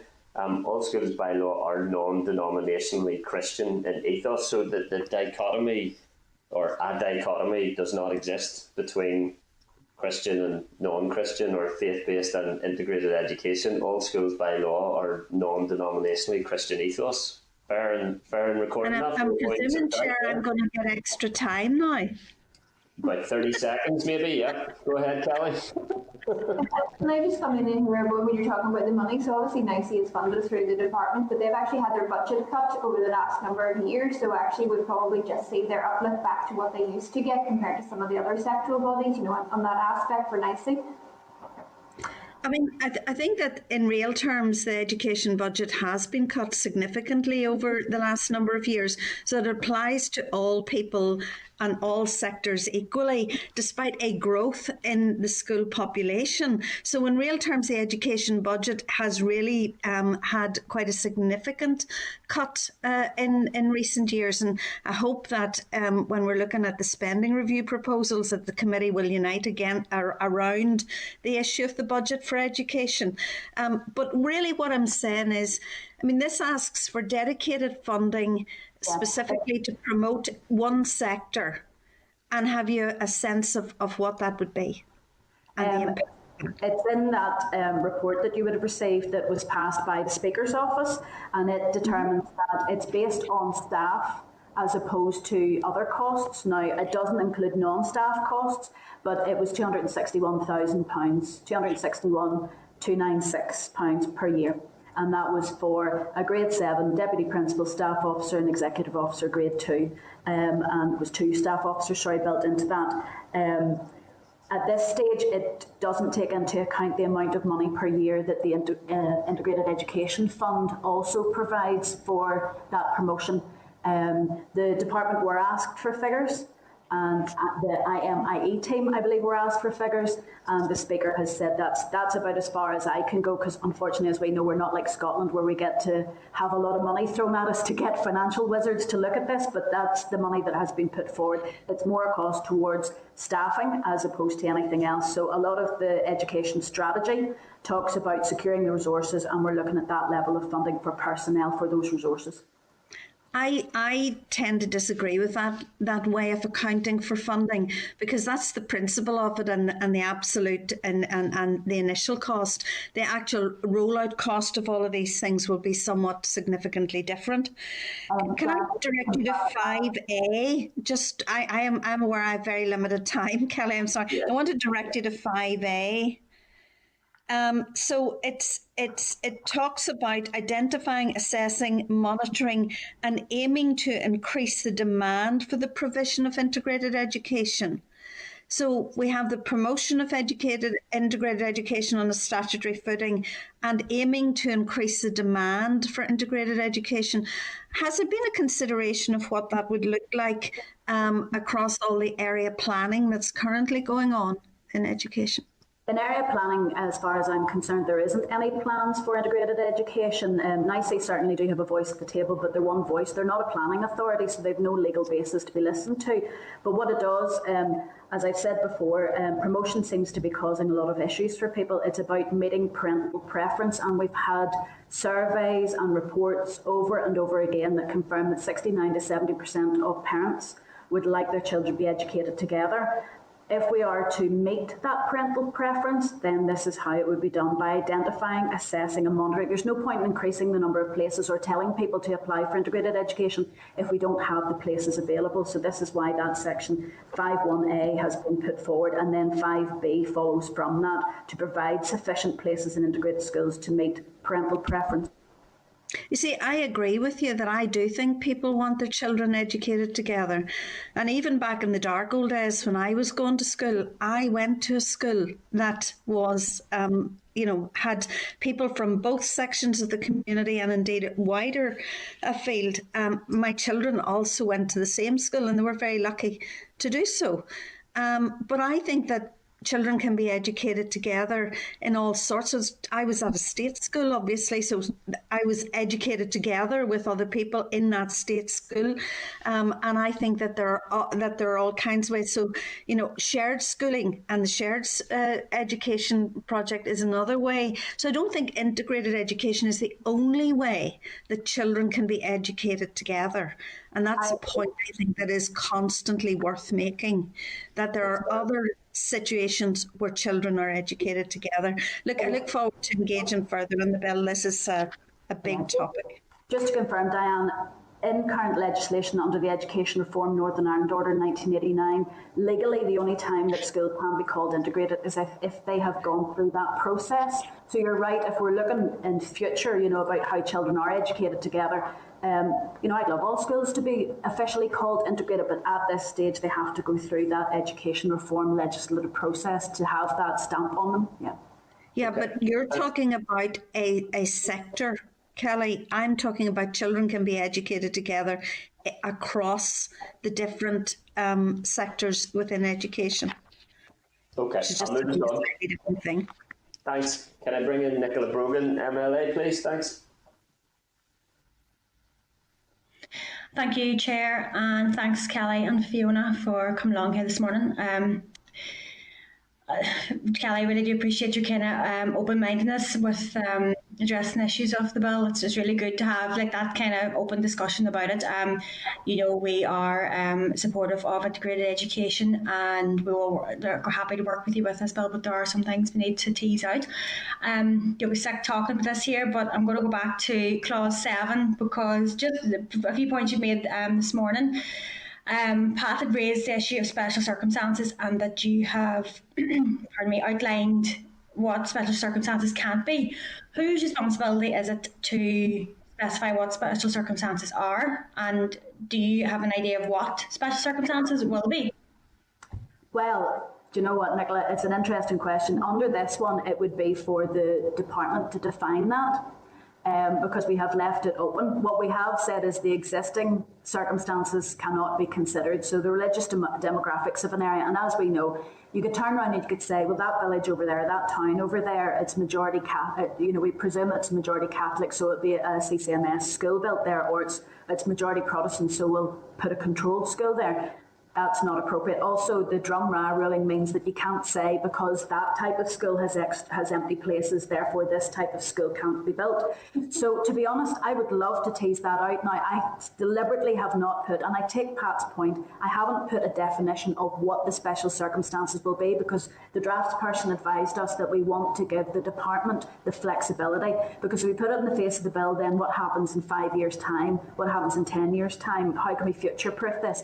But if we feel, or if you feel that the committee should define special circumstances and state in that, for instance, something like the community conversation that the Education Authority, University of Ulster and others know about and have trialled and have tested, if that community conversation was part of the special circumstances, I think that would help to bring all of the different types of parental preferences onto the table and help to decide what any future new schools. Now, the other thing is on new schools, I have meant, and I may need to explicitly explain this in an amendment, or if the committee wants to do that, that a new school is a brand new build where there has been an identification by the department that there needs to be a new school to meet demand. It's not amalgamations, because they're already an existing entity.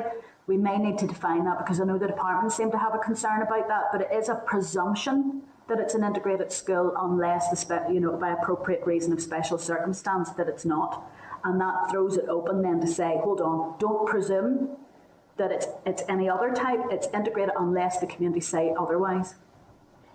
Well, I think that'd be worthwhile clarifying with the Bill's office, I suppose, if it's just for brand new schools. And just to follow up on a point you've made a few times as well, the fact that there aren't many new schools being built in the north. I think we still have to be very careful about putting that into legislation. Just because there aren't many new schools being built in the north and we don't foresee it in the future doesn't mean that we can put that into legislation in the expectation that there won't be. I think we have to be very careful with that. But listen, Kellie, thanks for that. The other point I wanted to touch upon was the independent review into education and the fact that the panel has just recently been announced. And I suppose really I'm questioning the timing of the bill and if you think this is a good time to introduce it and for us to be discussing it, or are we kind of preempting the results from, or the findings from the independent review? Thank you, Nicola. No, I don't believe that we are, because all of us have seen how long it takes for something like Bengal. We know that the Independent Review of Education, the panel has been appointed. They will bring out their report in a year or 18 months' time. That's into a new mandate. How long will it take then for those recommendations to come forward, or how many of them will go forward? We don't know. In the meantime, we have integrated schools where children are not able to access integrated places. So this bill, you could nearly see it as an interim. And to be honest, if the Independent Review of Education comes forward with something that all political parties can agree with, it may rewrite quite a lot of education legislation. But at this stage, this bill is to support and help integrated education. Yeah, we're taking our lead from the movement, and they're still crying out for this, and they would still love to see this go through. And you mentioned actually in the department's evidence about the Education Committee's review and shared integrated education. So if you even go back to what that was 2015. back to then there was recommendations that the department didn't do anything with. Then you had Colin Cabinet's report, there was recommendations that the department didn't do anything with. So we feel that, it's just unfortunate timing, and as we've said to you so many times, we started this back in 2016 and before the independent review had even been thought about. So we understand the cause for concern, but we do feel that, now is the time to be doing this. But listen, I can understand those frustrations with when you say that the delay with the recommendations from other reviews. But I just wonder, is it almost making two jobs out of one? But it's just a thought. But listen, Kellie and Fiona, really nice to speak to you about it, and I'm sure we'll be discussing it in much more detail again. Thanks very much, and thanks, Chair. Thank you.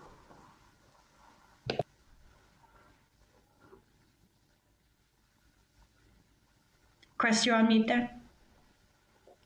Finally happened to me. Thanks, Nicola. Can I bring in Justin McNulty, MLA, please? Oh. Justin, I think you need to unmute as well. Thanks.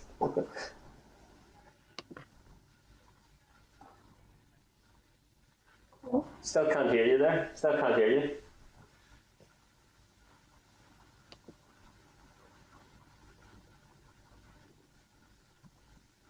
Yeah, it's not coming in. Can I check with Assembly Broadcasting that Justin's definitely been brought into the spotlight? I think that's you now. I'm on now, Chair. I'm on now. That's you now, Justin.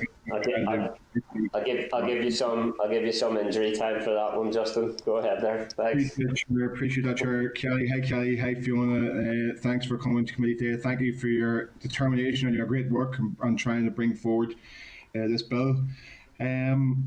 Just a couple of questions. I do recognise Pat's point and Nicola's as well, and that our job as a committee is to scrutinise, and that's what we're here. We're trying to assist the delivery of this bill in the best possible format going forward, in the interest of all. So that's why we've got a number of questions that we want answered, and we're trying to move this forward in a positive sense. The bill in its current form seeks to bring about a standardised and accredited diversity and all-inclusive module on how to teach in a truly inclusive and integrated classroom. Do you see that combining the word standardised with the word diversity is somewhat of an intellectual and philosophical problem? How do you standardise diversity? Is this a bit of an oxymoron? Justin, thank you very much for that. Do you know what? When we looked at this, there are different teachers. So teachers who were employed as a new teacher 30 years ago will have received a level of training, and teachers who are being trained today, no matter where they're being trained, they get a certain level of training, but it's all different. So the standardised approach, we're not saying that diversity is standardised. What we're saying is we would love to see it a standardised amount of time given to support our teachers, so that they maybe have a training course that's either an hour or 2 hours or a week or whatever it may be, but it's standardised so that everybody gets a fair level of diversity training, because those teachers are going into classrooms now that are so much more diverse than they ever were. So we have a range of children's abilities, we have a range of different cultures, we have a range of different children's backgrounds coming in there, and the teachers are faced with all of this, and we're looking just to provide a standardised approach to the training, rather than we can have difference within the diversity training, but we might well say, well, we need to cover off race, we need to cover off religion, we need to cover off, different family types. But how long they get, it's a bit like if you think about, coach training. You want a standardised level of training, but you might have some people who need a wee bit more help and some people who are professionals in it and don't need as much help, but they will still all have a set number or a level of support there through their course. So that's what that standardisation is about, is to put a level playing field in there. So it means that St Mary's or Stranmillis or wherever the teachers are coming from, or postgraduate, that they have the same percentage of their course or percentage of what they're doing is set out for them. So it means then it's all teachers are provided with this tool that will help them with their classrooms. Okay, I still have a problem with standardised diversity. I have a problem with that word. The bill in its current state seeks to require NICIE to inspect integrated schools to ensure they are upholding the integrated ethos. Have you consulted with NICIE to determine if they believe this is an appropriate way to use their inspectors? I haven't consulted with the ETI on this, but there's already resources available that have been developed through NICIE, where the schools themselves have to look to see if they're upholding the integrated ethos, and they can prove that they're upholding the integrated ethos, for instance, in the diversity of their boards and their teaching staff, as well as what the content of courses are. So there's a ready-made platform. To be honest, until this bill comes forward, I don't want to ask ETI to invest money establishing what that would be until we know that it's definitely going to be there for them. But I know it's something that the schools have said that they don't have an issue. And if you want to, I can certainly go and get evidence from or get information from the ETI in response to that. But I have asked the department for any information or concerns that they would have, and they haven't produced that just yet. Okay, have you sought DE's views on using the independent inspectorate to function this way, requiring the independent inspector to function in that way? Yes, we have done. We met with... Yeah, they didn't bring up anything to us. We have an open communication with the IMIE team the whole way through this process, and it's not something that they've flagged as a particular concern compared to all their other concerns. Okay, and do you envisage that ETI being independent enough to decide what an integrated ethos is, or do you seek through this legislation to determine that for them? No, to be honest, the ETI are professionals in this, Justin.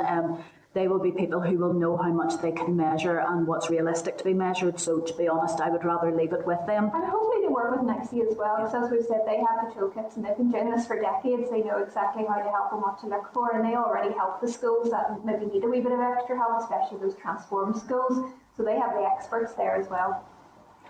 Okay, the bill in its current form seeks to provide resources to integrated schools to strengthen their ethos. I'm sure all schools would like additional resources towards that end. Tell us how that will work in practice. Well, it's looking at a school. So, for instance, if you have someone that has gone in and they're having an allegation that they don't have the right mix, well, what is the school doing to ensure that they do have reasonable numbers of Catholics and Protestants? What are they doing to ensure that, for instance, the curriculum that they are using is fully inclusive and that it reflects the children who are in classes, that they support teachers so that they can teach all of the range of diverse children who will be appearing in their classes? It looks to support those board members that when they're considering making policies or moving the way forward, how to do that. And I agree with you, I would love more money to be given to our schools to support them with their ethos.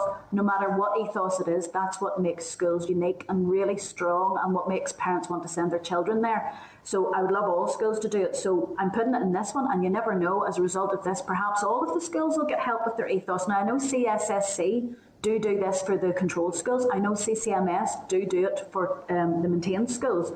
And I haven't spoken to CNG to see how they do it for the ethos of Irish medium schools, but it's certainly something that is being taken forward. Wouldn't we all love to see lots more money going into our schools for that? Okay, Kellie and Fiona, listen, thank you, and well done on your determination to move this forward. I will say, like my colleague Daniel has said, we've met with you already on this.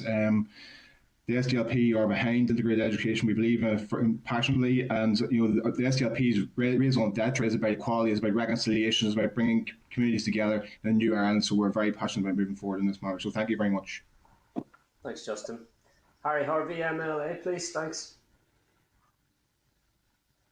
Okay, and thank you, Chair, and thank you, Kellie and Fiona. And Kellie, can I just say I'm sorry for your recent close bereavement, and be assured that our thoughts and prayers will continue with you at this time.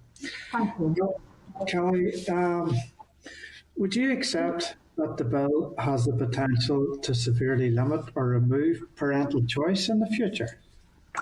I don't think so, because there is parental choice or parental preference. I know that's the new term that's used now, but when I look at it, I look at integrated education and I say, well, where's our parental choice?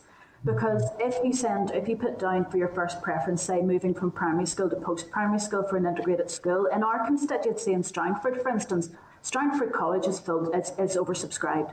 The nearest local integrated schools are Priory College and Lagan College, both oversubscribed now. So there isn't an option there, so parental preference isn't available. I know the chair in East Belfast, there is no integrated school in East Belfast, and I know the department had said that children can cross boundaries, but to be honest, when you cross the boundary and your nearest integrated school is also full, it doesn't give you a preference. So rather than taking away from parental preference, it will actually respond to the calls from those parents in all of those surveys that are saying that they would like their children educated together.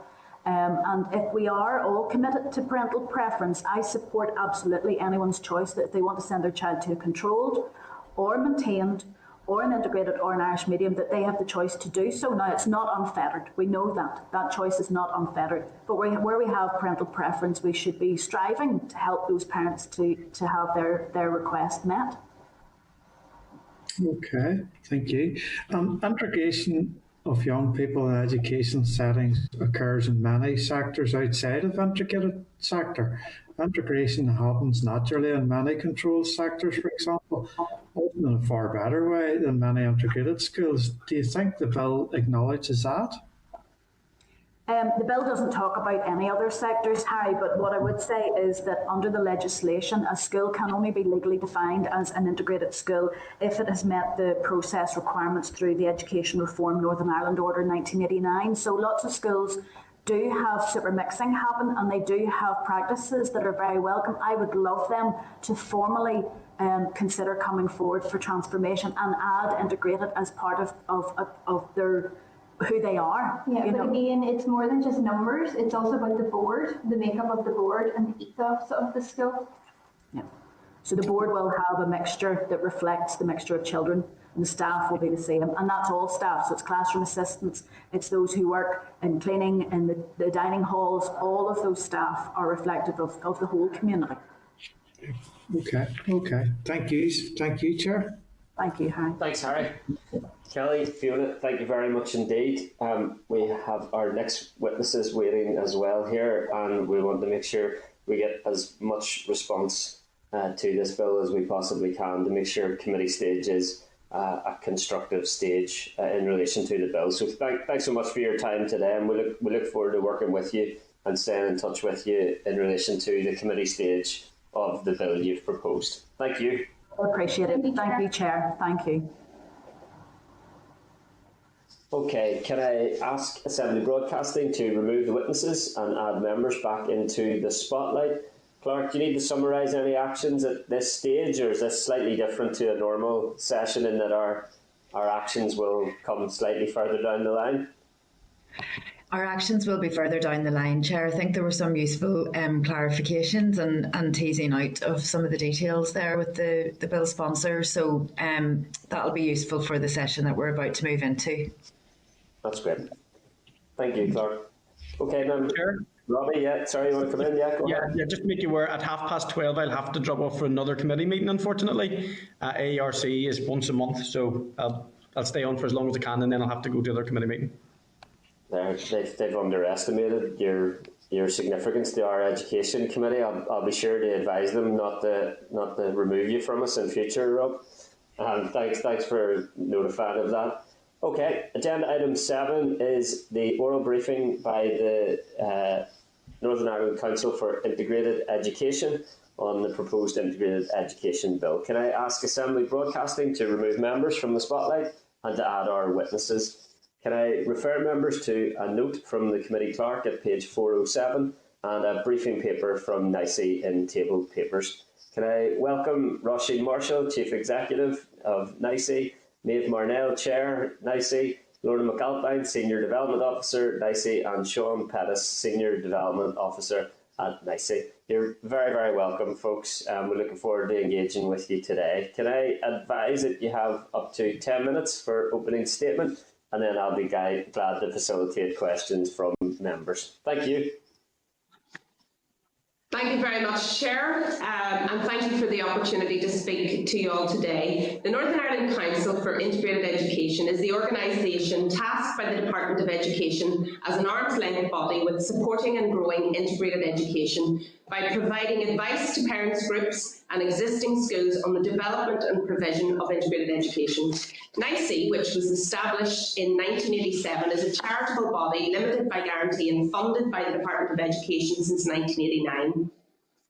The Department of Education has a duty to encourage and facilitate the development of integrated education under the Education Northern Ireland Order 1989.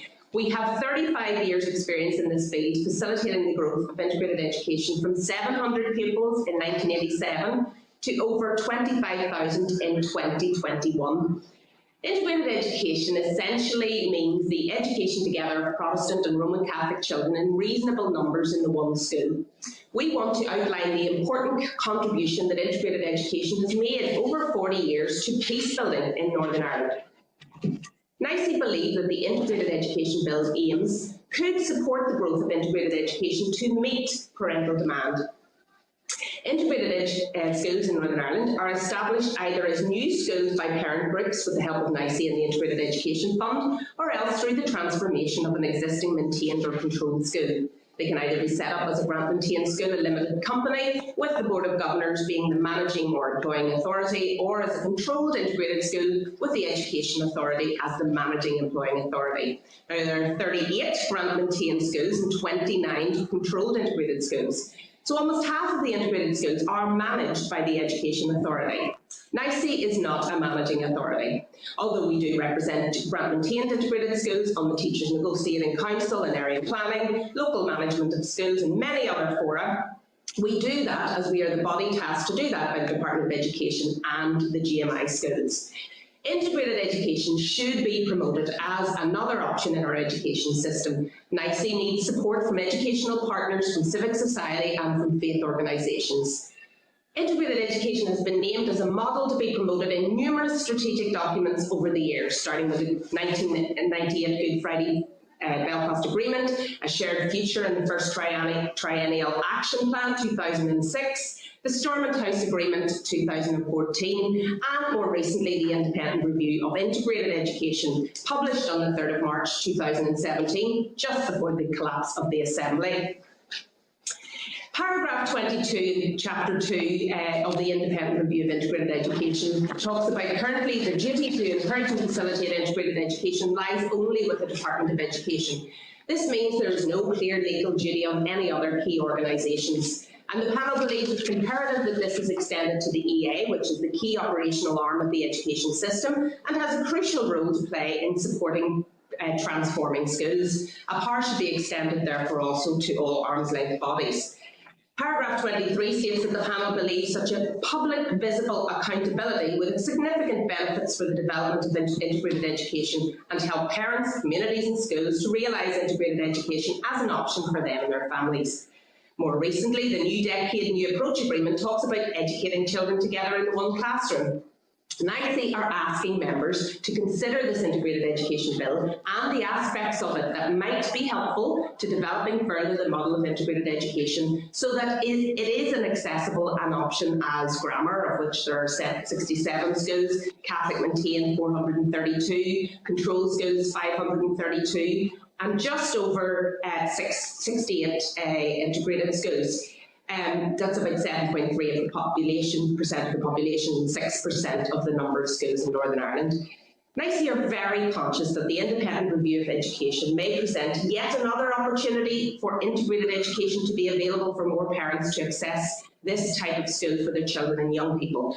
However, implementation of the Independent Review of Education may take considerable time, and in the meantime, this bill offers an opportunity to identify, assess and meet the demand that is out there in communities. Integrated education is needed. Bigger question is why? Why promote integrated education?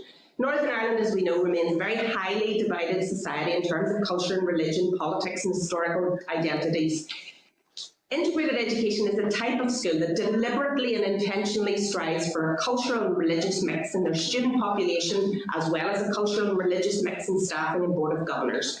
The ethos of the school, built on a quality framework of excellence in integrated education and underpinned by values of inclusivity, aims to reflect the diversity, promoting an anti-bias approach and inclusive practices. This in no way diminishes what other schools are trying to do to be inclusive of differences, but we believe it is important to ensure that parents are aware of the intentional mixing in staff, governors and students that integrated education promotes. We see value in adults, students and communities working together in the same school.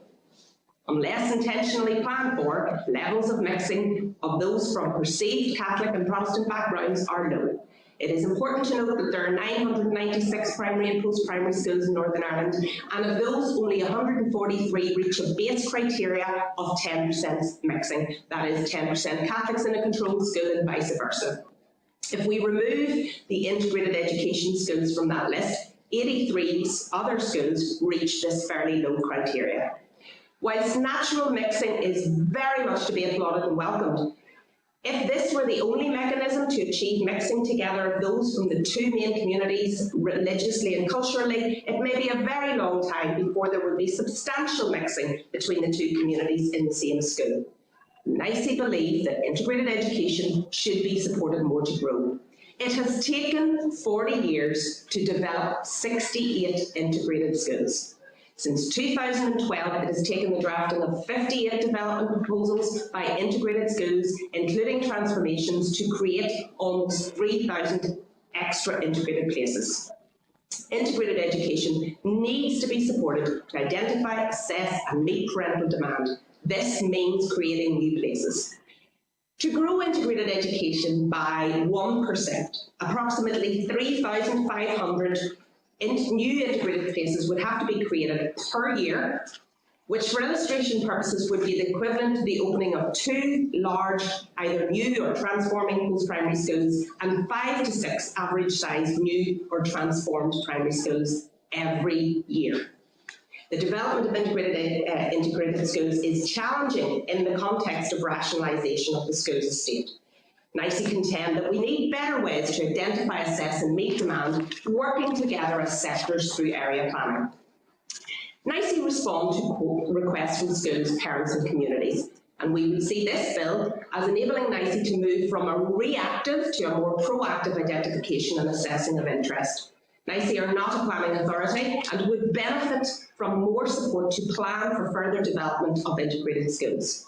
There are some areas in Northern Ireland where at present no integrated education provision exists. Now, there are 3 routes to increase available integrated education places. You can either increase the available places within an existing school through a development proposal, you can transform an existing school, or you can work with a parent group to open a brand new school. And this will only proceed after the test for transformation does not generate a potential existing school deciding to transform.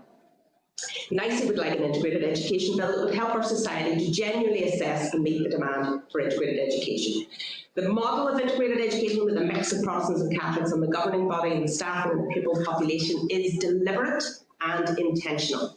The reasons for desire to do this over the last 40 years is very simple and very clear, that whilst children and adults are working and learning together all day, every day, relationships will grow and so will the understanding of similarities and differences. The right for parents to have their children educated with those of other Christian faiths, other beliefs, cultures and communities is a valid aspiration in 2021. That is not to invalidate what all good schools do. That is just to say that this is an aspiration that seems quite reasonable. I see greatly value parental preference, and it is precisely that started integrated education, and it is that that keeps it going and growing. This bill, though, would help to ensure there is greater accessibility for families for integrated education. Again, to reiterate, diversity and choice in our education system is welcome and valued. In the last few years, there have been 8 parental ballots in existing schools in Northern Ireland to transform to integrated status. NICIE and the IEF are working with 30 other schools interested in exploring transformation. Plans are well underway to establish a new grant-maintained integrated post-primary school in the Mid-Down area, and there's potential for a new controlled integrated school in the Coleraine area. This is an example of good collaborative working at area planning. NICIE would argue that the model for integrated education developed over the last 40 years is one that can be scaled up and planned for if there's a will and the resources to match that development. We would also no doubt that there will be new pathfinders that might emerge within and between sectors from this. Whilst NICIE can promote, encourage and facilitate integrated education, NICIE is open to the development of other models of sharing and integrating, with the common outcome or desired state being that children, young people and adults in school communities in Northern Ireland experience each other in a way that respects and embraces the identity and multiple identities in Northern Ireland. There are not enough schools, integrated schools, and not enough in the areas of highest demand, usually where demographics have changed over time to a more mixed community. Although the open enrolment process in Northern Ireland is framed within the concept of parental preference, NICIE would argue that there is no choice if parents do not have access to an integrated school in their area or if the school is oversubscribed. NICIE require the support of the Integrated Education Fund and other funding streams to complement the Department of Education grant of $618,000 to carry out all of the functions required of it. NICIE employ 10.3 full-time equivalent staff members. NICIE believe that integrated education has made a positive contribution to the Northern Ireland educational landscape. The development continues and is necessary to enable an alternative educational experience in Northern Ireland. Integrated education is not the only way to creating a more shared society in Northern Ireland. However, as the last 40 years' growth has shown, it is possible. NICIE believe that the private members' bill will support further development. Despite the huge growth in integrated education over the last 40 years, it will require more than just the effort of parents and schools to encourage already existing schools to transform to integrated status. Scaling up that change would benefit from political, civic and faith-based support from across the whole society. This integrated education bill presents the best opportunity for integrated education to be a more accessible option for parents since the 1989 Education Northern Ireland Order. We would be very grateful if members would consider it. Thank you. Thanks very much indeed, Roisin. Can I go straight to members' questions to make sure we get as many in as possible? And I think we have about 4 minutes per member. Pat Sheehan, MLA, Deputy Chairperson. Thank you. Thank you, Chair, and thank you, Roisin, for that presentation. And I'll say again from the outset, I'm a supporter of the principle of integrated education without any doubt. However, what we're dealing with here is legislation, and we have a responsibility as legislators, all of us, irrespective of what party we belong to ensure that legislation that passes through this Assembly is good legislation. And that's probably the most important job that we have. And it's important that we robustly scrutinise the integrated education bill that's coming through at the moment. Now, you'll be aware that the departmental officials gave evidence to the committee a couple of weeks ago and gave a withering critique of this draft legislation. What are your own views on that? Could I ask you that first? Thanks. Yeah, I mean, I don't have a view that the Department of Education are entirely, and it's entirely appropriate, as you said, as legislators and as policymakers, that they scrutinise the integrated education bill to the rigour of which they should. And so, you know, there are some of their points that were well made, and I think, you know, that they would work with the sponsor of the bill to ensure that any amendments that needed to be made could be made. And I know the Department of Education said at their presentation last week they'd be very happy to bring forward any suggested amendments that they would have.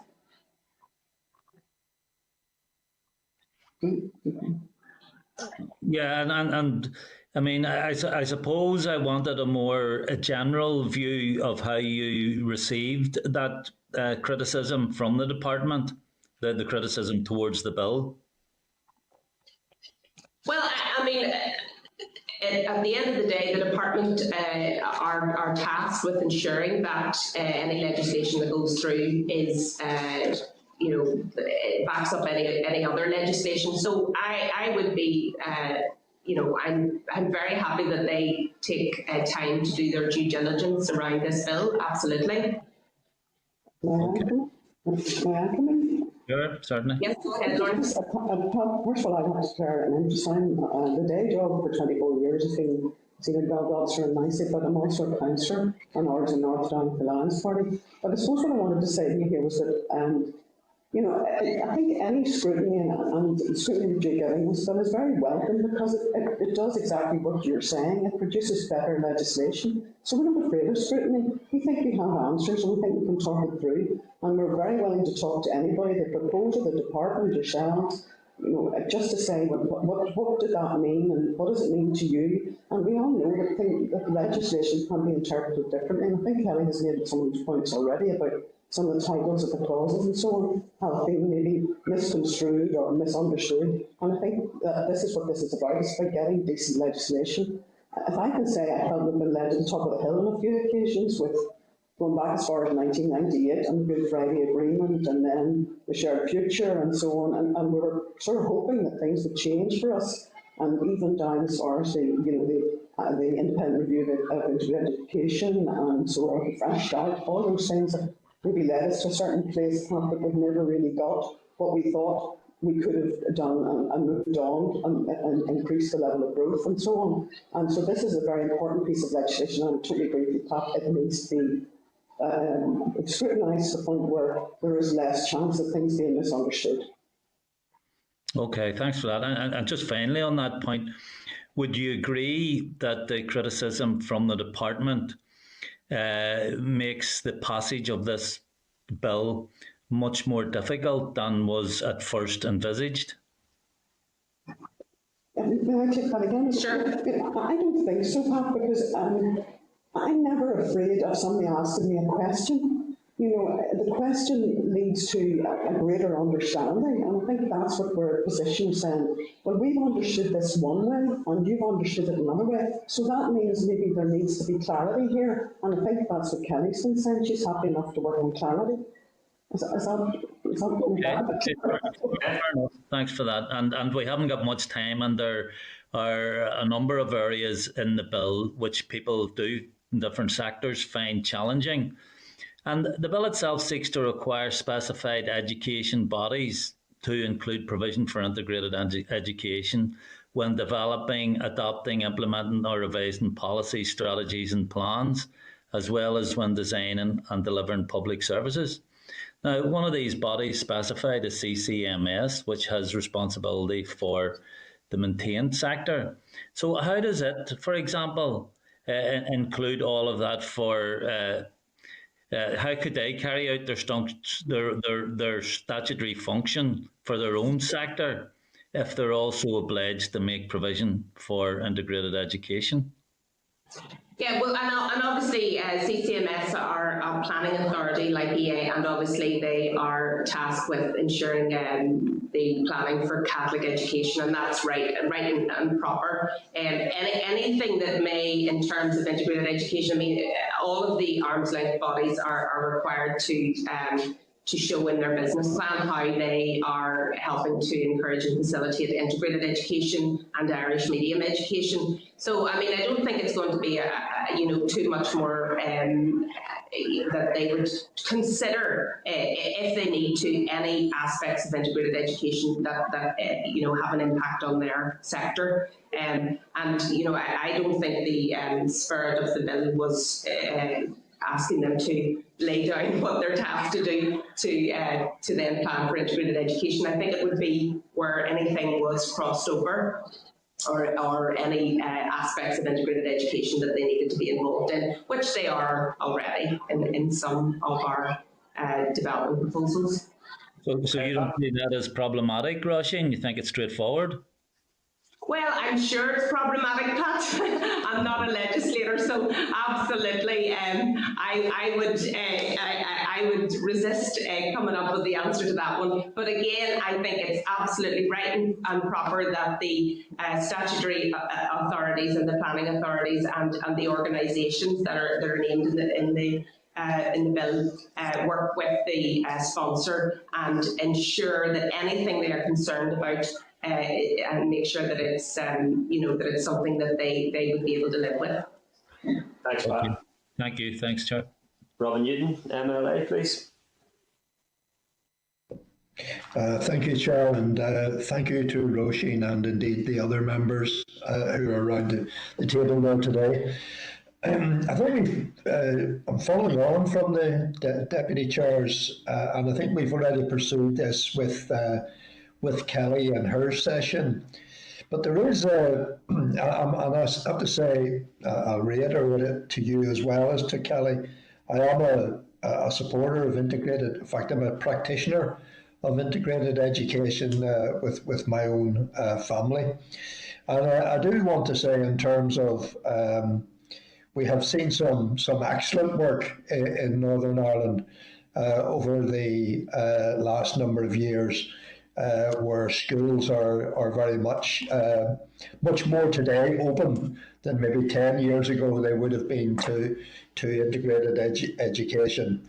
And indeed, the school that my own children went to have a generational attitude of integrated education and approach and practice of integrated education. So clause 7 is a very concerning clause, and we've already been over this with Kellie. But again, I would be a supporter of parental choice, offering choice to parents, and the requirement for every new school to be integrated. And we're talking about within, quite strict budgets, quite strict circumstances at the moment. And it's a worrying thing if the bill was, certainly in its present format, went through. At the most basic level, it would be, I imagine, subject to legal challenge after legal challenge. And when you can't consider any other aspect, particularly religious demographics of an area, or available places to establish any other type of school, the requirement would really be to I think, impact upon any other proposal that may come forward for a new school from any of the other sectors. So one would be elevating the integrated sector above all other sectors. Can I ask you how you would feel about that, given our circumstances? Well, go ahead. Thanks very much for the question. I suppose that the starting point is our reading of that clause is similar to what Kellie has already described, in that although religious demographics of an area and the existence of spare places are not to be treated as special circumstances, the basic underpinning principle is still parental preference. So, in a sense, our reading of that particular clause is that it asks a different question. It suggests when a new school is open that the opening question is, this is going to be an integrated school, is that okay with you? And the community response might be, yes it is, or it might be, no it's not. And it's up for planning authorities to do really good and detailed community consultation to establish that. This isn't actually a particularly new idea. Going back to the shared future, the first action plan there had a kind of presumption clause that shared solutions should also be a focus. So, as Roisin mentioned, integrated education was built on parental choice, and we're not going to deny other parents their choice either. That wouldn't be right. So, our reading of this is that whatever happens, parental choice will still be the most important aspect of what school is set up in an area. Last question, Robin, thanks. Yeah, can I just, in terms of parental choice then, and I could be subject to, error on what I say here, but my belief is that in the most recent transfer situation, 85% of children got their first preference of school. So whatever way parents are seeking whatever education, 85% of our children actually got into their first preference school.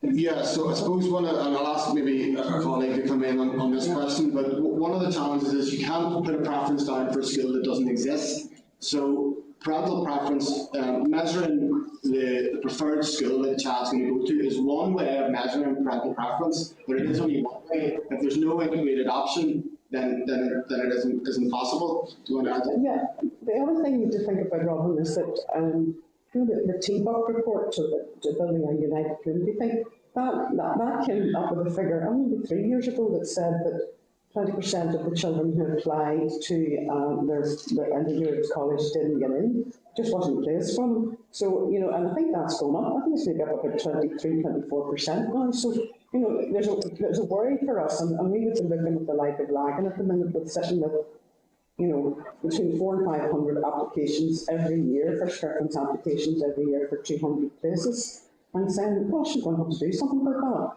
So, you know, and I guess it's one, you know, 3 or 4 colleges which would come up as the most oversubscribed in Northern Ireland, you know, maybe 3 and 4 years on the trot. Last year, with the situation over the COVID and the grammar and the transfer thing, changed that slightly. But definitely we would see we have to do something about some of those schools that are very oversubscribed, where children are not getting in to their first preference. Does that make sense? You know, so how we're seeing that in the reverse? Yes, people do get their choice, but then you've got, you know, I mean, you know, the like of Logue would be said, we're turning away families time after time, and they're mortified by it because they have more than twice what would fill the school. And that's not right. And there are other schools, not just as bad, but similarly in situations where they're turning away families who really want a good education. Carol? Was that me, Chair? Yeah, that's fine. Sorry, if you want a quick final closing comment, Robin, apologies that I'm trying to bring everyone in. No, just very quickly, Chair, can I maybe get the reaction? I mean, if I'm sitting in a sector other than integrated education, how do you think I would feel about this bill going through?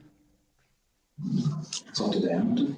I suppose ultimately, and I think I tried to make that clear, you know, there are, you know, almost 1,000 schools in Northern Ireland that already exist. I think this bill is reflecting schools who don't actually either, you know, exist and may transform, or brand new schools, and that's what this bill is reflecting. So, you know, we don't see this as having any negative impact on schools that already exist. We're doing a fantastic job out there across all the sectors. This is, I suppose, we see this as an opportunity for integrated education to grow and develop from the very small sector that it is at the moment, and through the different processes. But also, Robin, I think there is an opportunity for new things to emerge, and we're always very willing at area planning to look at the possibility, as the Minister says, of new creative and innovative ideas. And that's what this is all about. But there is no intention to deny anybody the choice of education as laid down in legislation before this. So we don't see that it is a huge threat to anyone else's preference. Okay, thank you, Chair. Thank you. Thanks. Daniel McCrossan, MLA, please. Thanks.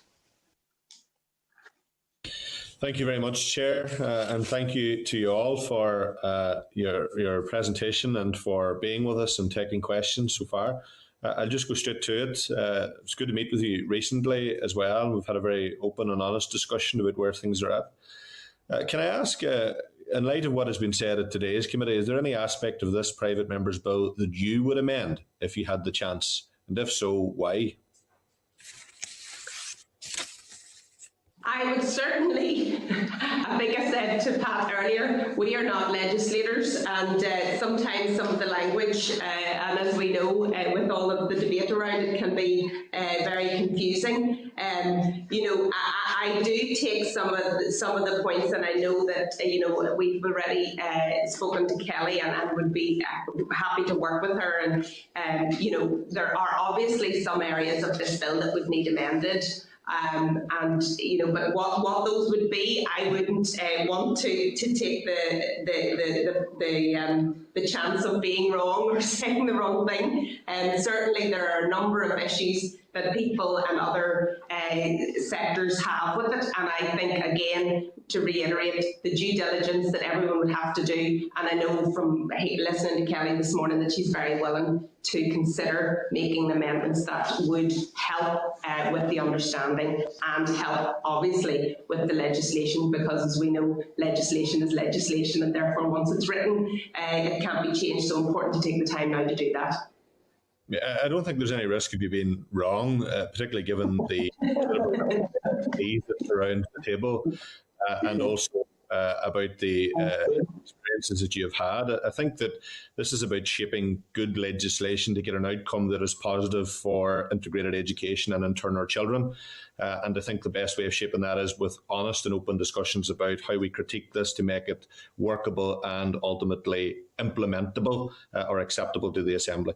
So I understand. I just was interested to see, because I know that in speaking with many others, there are various wee things that they've suggested in terms of amendments, but I'll not put you on the spot any further. Just to say that I think Kellie's already said that by the meaning of promotion, that clause 5, that promotion title is maybe not reflective of what's within the clause itself, and it's more about assessing meeting need or parental preference and so on. So I think that one itself could probably be amended. There's others maybe that if people have picked up, a different interpretation on, and maybe it just needs clarity of the wording that we would be picked out as well. I think even, I think some mentioned people, clause 7, does that mean new schools or does it mean amalgamated schools as well? I mean, if we go back as far as what my colleague Sean was saying about the shared future triennial action plan, it was talking about amalgamated schools as well, looking at shared, saying is there anything that is going to be built from scratch or from an amalgamation, was there a possibility of looking down? Could this possibly be an integrated or a shared option? That's the sort of thing. It's just clarity that's needed there. I think there's, and 2 or 3 places people have picked up a different view from us. I think there's clarity needed. You just literally, it's almost as though you read the note in front of me, because I was about to ask about the clarification that was needed specifically around amalgamations, because it's been excluded at present, and what does it mean for them, but also obviously new builds. But you've touched on it in terms of the need for clarification around that. So appreciate that. We've been told that the integrated schools deliver the curriculum on an all ability and inclusive basis to all their pupils. Is this true of all integrated schools, and are there not some that use an element of academic selection in their admissions criteria? So yes, as we often talk about in integrated education, that it is about the mix of religion and culture. It's also about the socioeconomic mix and also about the all-ability nature of integrated schools. And we would have some schools, particularly at post-primary level, and particularly in the context of what we have in terms of our offer here in Northern Ireland for post-primary level, in order sometimes for a school to truly reflect the all-ability nature that is from the normal distributive curve, if you like. And so ensuring that they attract some pupils of high academic ability and so on. There are some schools that would have what we call part selection, and that has worked very well in terms of their ability to provide that all ability nature of the school. And there are various forms within that, but that it is not that there's no integrated school that only uses selection as a single way point of entry. And just to provide some clarity on that, roughly speaking, of entries into year 8 in post-primary colleges, you're talking about 5% of those places through some form of academic selection. So it's a very, very small percentage of intake. Lagan College, to name one. Would the new bill, if enacted, have the potential to remove this choice from integrated schools in future then? Sorry, can you repeat the question? Would this new bill, if passed, have the potential to remove this choice from integrated schools in future? I wouldn't have thought so, because 1D talks of those of different abilities, so I don't know that they would necessarily have removed that. As Roisin's saying, I've been talking to schools about this, and they're saying that, that it's very helpful because, they're able to offer a very broad curriculum, and so children of differing abilities within a family can be accommodated, so children can come to school together and not be separated into different schools within a family, and it actually builds community very strongly for them. So there's something to be said for it. It's a reaction perhaps to something that, if you talk to many principals, they're not in favour of selection, in our sector, but they are, they are what I'm going to call pragmatists. They know that selection's still there and features very largely on the agenda in education. But I think, to go back to your point, I think 1C, those are different abilities, probably would cover that, I imagine. That's time there, Daniel. If you want to make a closing remark before I bring in Diane, I think it is. Well, thank you very much for taking questions. I just have one very brief point, and that is in relation to NICIE's vision of a society where children are educated together. And I emphasise that when a small group of parents from both sides of the divide and NI came together, the idea was to educate children together regardless of religion. And we had this conversation just last week. Isn't that less likely to happen if a reference to Catholic and Protestant is removed as the bill goes forward? Still there. Yeah. Are you saying if it was removed, Daniel, because it is there? It's been removed in the bill. The suggestion of removing. We've already had this conversation with Kellie as well, and puts a particular focus on other. But it's the whole integrated education on our at the time was to bring both communities together. Now, obviously, this place has changed massively and for the good. But I'm just concerned that the core emphasis of integrated education was about bringing Catholic and Protestants together and removing those barriers in our society that have kept this place so divided for so long. Daniel, I'm confused. I'm still seeing it in 1A that reasonable numbers of both Protestant and Roman Catholic children or other parents. I'm still seeing that there as a meaning. Now, maybe I've read it wrong, It was further through the bill. I know that Kellie and I had conversations about it. Yeah. We've expressed concerns about it, but it definitely does remove references to it. I think what you're saying about the 89 order, it changes the 89 order to give that broader definition, which includes children from other backgrounds. The avoidance of any doubt, it doesn't remove it. Okay. Okay, let's move on then. Down Dodds, MLA. Thanks, Daniel. Cheers. Thank you, Chair, and thank you to everyone who's contributed so far. It's been a long morning, so I'm not going to detain anyone in relation to this. I mean, I have outlined my issues around some of the parts of the bill to Kellie. I've met with her privately, I've met with her in public session, etc., and of course we will work to see what can be done with the bill. I mean, I think I'm not going to beat about the bush. I think that there are issues around the promotion of the bill. I mean, the clue, of course, is in the title. It's about integrated education. But I think that it does. I am for choice in education.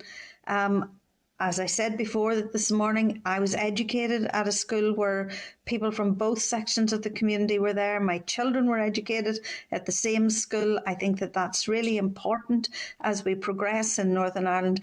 But the presumption of this is to promote integrated education ahead of other sectors, and I'm worried that this will not leave a level playing field across the other sectors. So that's point number one. And I think that there are issues around Clause 7. I think there are issues around Clause 5.1, which is actually placing on a statutory footing that we have to aim to increase demand for provision of integrated education. So it's not just, it's the ideology of integrated education. And as I said in my remarks in the other section, I believe that children are educated together in other sectors within the broader education sphere. So I just want to leave that there with you. Is there anything that you see that can be done around Clause 7.1 and Clause 5A and even Clause 8D, which would improve this bill? I suppose just to begin on Clause 7.1, I mean, largely I'd be repeating my response to Mr. Newton, which was our reading of this is that it's an assumption of an integrated school in the first instance. If that is not what parents want, then that's not what will happen. But for us, making that first choice and then having the conversation at a community level which says, this is what we want, or no, we want something else, we want Catholic name, we want to control, we want an Irish region, whatever that may be, is absolutely appropriate. So the bottom line is it will still come down to parental choice. That's our... I back in there just so that we tease this out a little bit further. So you're saying that it's a presumption, but it's more than a presumption. This is law. We're actually making law. Well, so it's not a presumption, it's a presumption in law. We're making law that says the department must first consider that this new school would be an integrated school.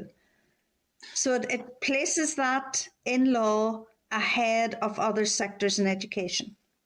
Diane, sorry if I can just come in there. It is a rebuttable presumption, and it does state that it is a rebuttable presumption. But as has been raised a few times now, there does need to be clarity about what the special circumstances are. We would accept that. I think Clause 7 will remain problematic. As we get into this further, I think that Clause 7 will remain problematic. I suppose, as I say, Diane, I've been around this a long time, and we looked at the triennial action plan, which talked about if you're doing amalgamations, if you're doing a new school, look at the idea of what you can do by way of shared or other options before you start to think going down into particular sectors. And we don't see it as being significantly different from that. Now, I don't know whether, and I know that when people are going out to look at rationalisation, they will go through the different options to a certain extent with each of the schools as to what they might do when they're talking about rationalising schools. This is about saying, maybe again, our interpretation of it is about saying, this is put integration on the agenda when you're looking at new schools, put integration on the agenda when you're looking at amalgamations, put shared or whatever on the agenda when you're looking at not just don't do more of obviously. That's not what the bill says. That's not what the bill says. The bill says that the statutory in-law duty of the department would be to presume that this would be an integrated school. That's not what the bill says. I suppose what I'm saying is I'm going, as an area planning person, I'm going back to the Minister's statement, Michelle McAteer's statement on the 9th of September, or 9th of August, where she talked about bring forward shared solutions, bring forward creative, innovative solutions, bring forward, and support the growth of integrated education, support the growth of Irish leading, and maybe the clarity that we're looking for is somewhere between all those things, Diane. Is that, I mean, I'm not the legislator and I'm not the proposer. I'm just saying there's things that need to be considered around that gets clarity out of this, if that makes sense. I am absolutely all for innovative solutions, and I mean, I do think that the way forward for Northern Ireland is for children to be educated together. But there are two issues. That's not what the bill says. And secondly, there is the issue of parental choice. And if almost about 90%, I think Robin quoted, of parents got their first choice of school, that's clearly parents' choices is really, really important, and is important as we look at the legislation going forward. I'm just saying we need to be careful. An interpretation is one thing, but what the actual statutory, the legal duty will be is an entirely different thing. Okay. Need to keep this moving, Diane. Okay to close? Yeah, well, can anybody come back to me on Clause 5A and Clause 8D? For me, I mean, I'm the area planner, and my job is often to say, we think that we need more, as we mentioned there about lagging in a previous answer, it's sitting with between 2 and 2.5 times more applications than it can accommodate. I see that as trying to get to the point where 5A is helping us to do that. I mean, I'm the one who identifies that. It's not EA as the planning authority or CCMS as the planning authority. I'm doing that for us, and without, shall we say, the authority. I'm doing it on behalf of the GMI schools, saying I think we could do with some help here. And I think that would be supportive of what we're trying to do, which is to meet that need. I refer to what we said earlier on about the TPOC report saying 20% of children who apply for a post-primary place don't get it, and it's gone up to about 24%. So, and I take your point about their first choice, but maybe their first choice might be for an integrated school, but the integrated school wasn't there. Do you see, or it was an unrealistic proposition, because a number of people are telling us we don't bother applying for X or Y integrated school because there's no point in putting it down because we won't get in. And we're trying to deal with that preference and hopefully deal that forward. So I think that 5A is about trying to say, look at the growth that there is, look at the potential there is, and see what we can do. I mean, that's what I think. And 5B again is about is helpful around that area too. Is that helping, Diane? Maybe I've got it. Maybe I'm not seeing what your problem is. I'm just concerned that we're not using facts to meet an identified need, but we're placing an onus on the department in law to do something that may or may not be an issue, or may or not be a demand from parents. Look, I'm sure we'll take this up again. I do think your point is well made, Diane. But I think what we're trying to say is that there is no one really assessing and identifying the real demand out there. NICIE are an organisation that usually react to people coming to us, or if there's a group of parents, or if there's, through the Integrate My School website, there's parents registering and so on. That's what we do, but we're talking a much more strategic, and that's why it has to come from the top. It has to be something that is tasked by DE, and they delegate it to others or whatever, that's totally fine. But I think that's the point we're trying to make, is no one is assessing the actual demand. Okay. Can I just add one last thing? I mean, I wish you well. I mean, I genuinely do. I know many people who have gone to Logue College and been through it, and who teach there even. And it is a really good school.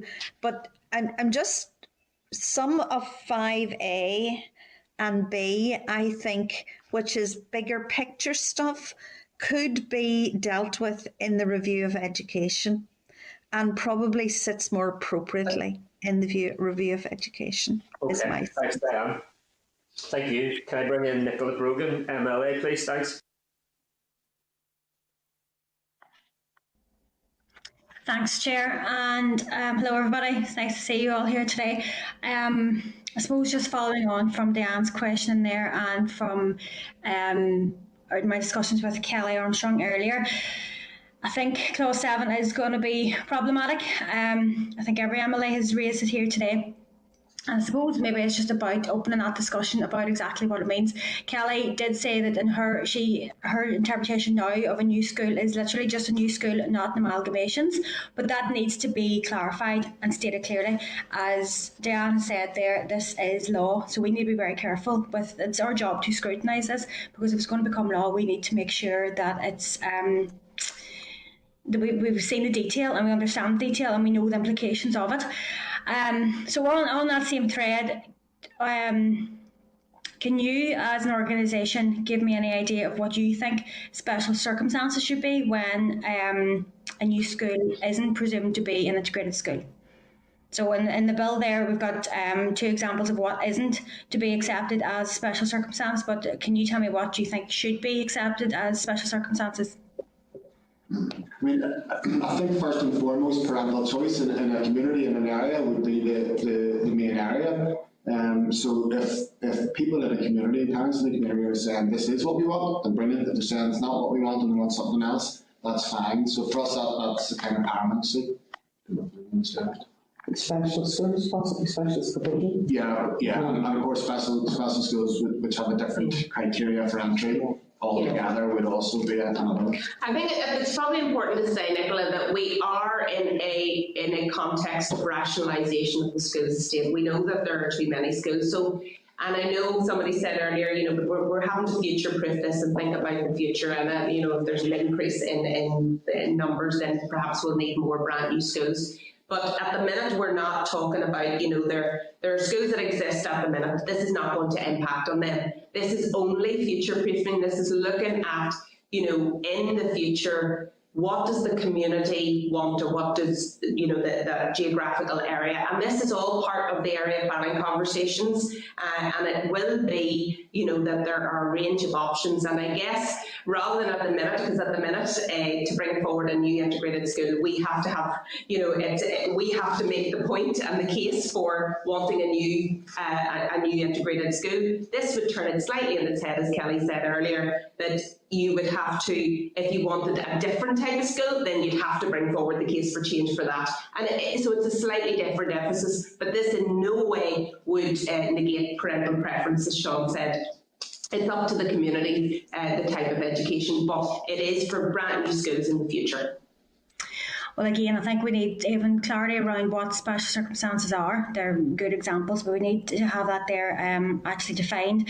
And again, in your point, Roisin, I take your point there with the struggles of integrated schools without this type of help. But as I said to Kellie, you know, you can't just work off the assumption that like new schools aren't going to be built, so it's not really going to affect that much. So we need to be very careful of that, you know.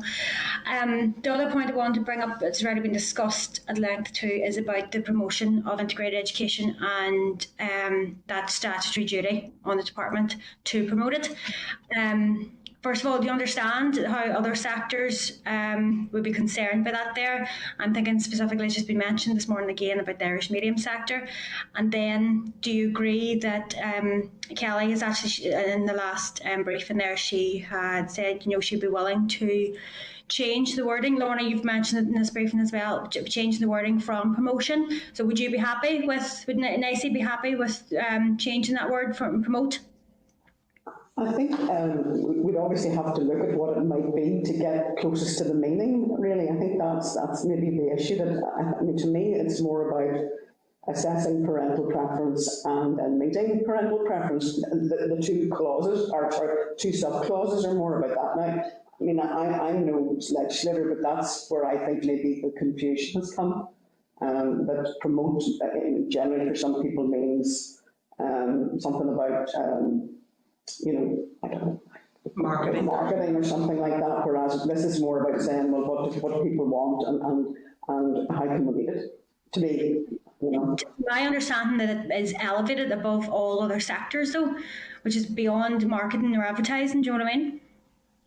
Yeah, I mean, I think, you know, we were talking about this before and saying, you know, we work very closely with our Irish medium colleagues. I think that's maybe what you're alluding to. And, you know, there's a possibility that this bill could become a model for what they might want to do. And I don't know. I mean, it's just a question of that. Or it may be that this bill is amendable to include, you know, you've talked there about, you know, the new school thing. Would it be a question where, going back to what Sean was saying about parental preference, that parental preference was expressed in this particular area for an Irish medium school? You know, is that one? I don't know. I mean, I'm not a legislator. I don't know what the implications of that would be, but is that a possibility for that? I mean, I'm throwing out possibilities. I'm not saying, you know, this is what I think should be done.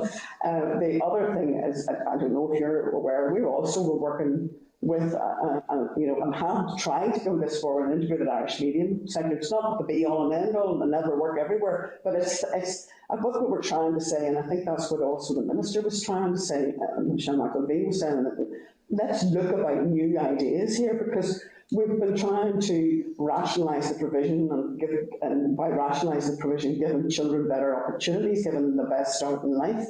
Then we have to look at this differently. We have to look at life differently. And I understand that your rules that you have legislation, but at the same time, the legislation is an enabler for new things to be brought forward. Does that make sense? And for new thinking as well. And saying, let's look at other opportunities here. What else could we do in the particular area? And what then, you know, go back to Sean's point about, would you use community audit, or would you use community conversations that the Ulster University, as it comes now, have brought forward? Is it possible to use those things to identify what a community really wants, and then that brings you into the parental preference, and the parental preference may be for an Irish medium, an integrated, and certainly we would not be standing in the way of any specialist provision that any community would need.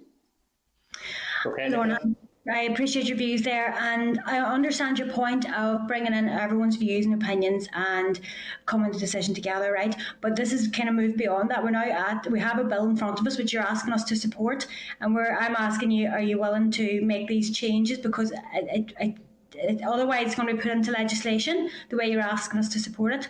So I think it goes beyond just having ideas and open discussion around it. I don't know, maybe there's a way of putting, I mean, the same way as the shared future stuff was talking about, that it would be beholden on whoever the proposer was to demonstrate that they had considered other options before they brought something forward. Does that make sense? But I think my point is that needs to be clear within the bill. And I think that's not going to be the case. Yeah, thanks for that, Nicola. But it is between the proposer and everybody else. This is not NICIE's bill. This is yeah, no, I understand that, but I just want to get your viewpoints on it. Really, you're a contributor to our scrutinising of the bill. So it's important to get your viewpoint on it. I know the chair is looking me to be swift here, but my last point just is about the independent review and education.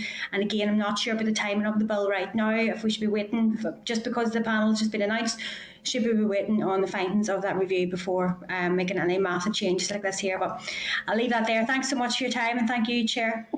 Thanks, Nicola. Can I bring in Justin McNulty, MLA, please? Thanks, Chair. Thanks, folks. Back to a point which was raised earlier, guys, you tell us that NICIE's vision is of a society where children are educated together, and emphasise that when a small group of parents from both sides of the divide in the north come together, the idea was to educate children together regardless of religion. Is this not less likely to happen if the reference to Catholic and Protestant is removed, as this bill does? That's the second time that's been mentioned, Justin. I have no knowledge of that reference being removed from the bill. No, it's definitely still in 1A. If you look at 1A, it's definitely still there. Clause 12, just check Clause 12. I'm reading that. Yeah, Clause 12 is about taking about the narrower definition out of the 89 order, whereas it's still present in 1A, and the broader definition is in 1A. Maybe I'm reading it wrong, just mine. That's correct. Yeah, I know. Yeah, Clause 12 is added to the 89 order, Article 64, whereas the reasonable numbers of Protestant and Catholic children is still in this bill under Section 1A. So we're content that it's there and it features and it's still important. Okay, thanks for clarifying that, guys. Are parents generally aware that the Department of Education believes this bill changes the definition of integrated education substantially? Are who aware? Our parents? I'm not sure we can answer the question. As to, that would require a considerable bit of survey work. I mean, our look at the definition as it is in here, it actually largely takes elements of what we call the NICIE Statement of Principles that have existed since about 1991 and actually give them a statutory footing. So, the idea of, socioeconomic deprivation being important, the idea of those of different abilities are already principles that integrated education adhere to. The 1989 order was just very minimalist in its definition. It just says that is to say the education together at school of Protestant and Roman Catholic children, something like that. This expands on that, but they're principles that have really been there for a substantial period of time. The other thing, Justin, is that I remember working with a Muslim group at one point, and they were saying that legislation of yours doesn't acknowledge that there are people from other religious backgrounds and faiths and none. And I said, yeah, that's because at that time the problem we were trying to solve with integrated education was about Catholics and Protestants and the conflict between and coming up with a post-reconciliation society. And this in some ways gives recognition to the fact that there's increasing diversity. There are people from other religious backgrounds, and there are more and more people choosing to designate as other. And I mean, my mantra has been for many years, others don't count as far as the legislation is concerned. And that's not fair, and it's not right. And it kind of makes them, as that old movie would have talked about, children of a lesser God because they don't believe in one or they come from a different background. This definition is kind of being trying, I think, to update it to the change that has happened in Northern Ireland, thankfully, over a period of time where people from different backgrounds have come in and maybe people have decided they don't want to be labelled as one or the other. And we know there's issues between the Northern Ireland census, the NICIE census, and the school census, which happens this week actually in the schools. And what is the definition of other? Another is different between one, the Northern Ireland census and the school census, where other Christians are counted in as other in schools, and yet they're not. They're counted as in a different way within the census. They're counted into Protestant generally.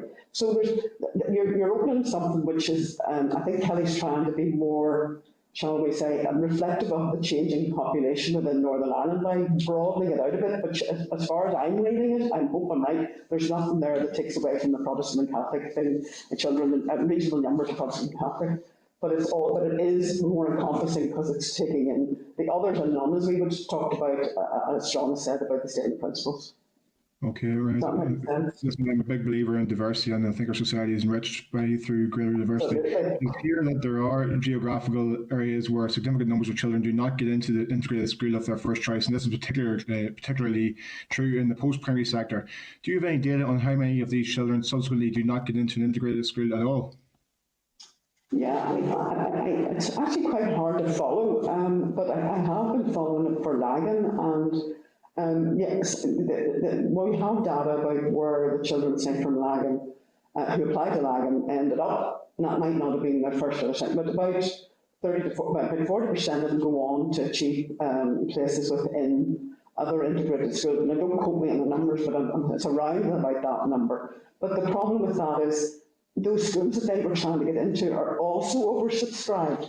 So that's an issue, and if I think about the areas that I'm looking at the moment, Lagan's oversubscribed, and Hazelwood on the North Shore is oversubscribed, and Ulidia further around in Carrickfergus is oversubscribed. So we're trying, if you think about it and going the other way, Priory's oversubscribed in Hollywood, and Strangford's oversubscribed. So, the point is that they're trying to get into an oversubscribed post-primary school, and the other schools beside them are oversubscribed. Do they get in? And I don't think that that's the case. I don't think you can say, they weren't interested because they didn't follow through. It's just where they could get a place in the end, if that makes sense, because those half a dozen schools I've mentioned to you are all oversubscribed, if that makes sense. Yeah, how does that compare? How do the numbers compare with the children who do not get into the school of their first choice in any other sector?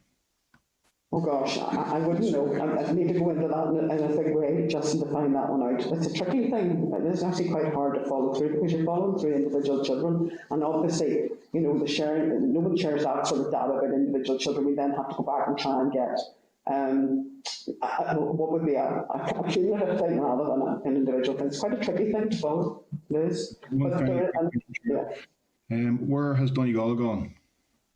Where is Donegal? Donegal. In what sense, not just? Look at the map behind you there. Any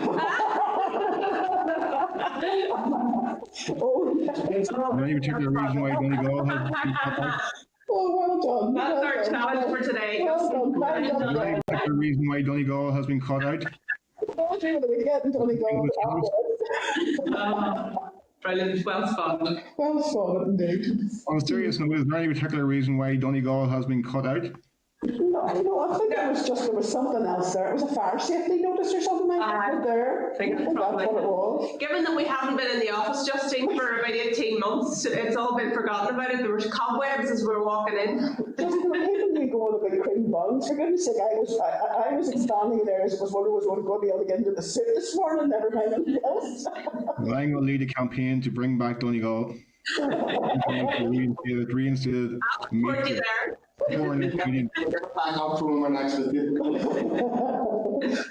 Okay, thanks, Justin.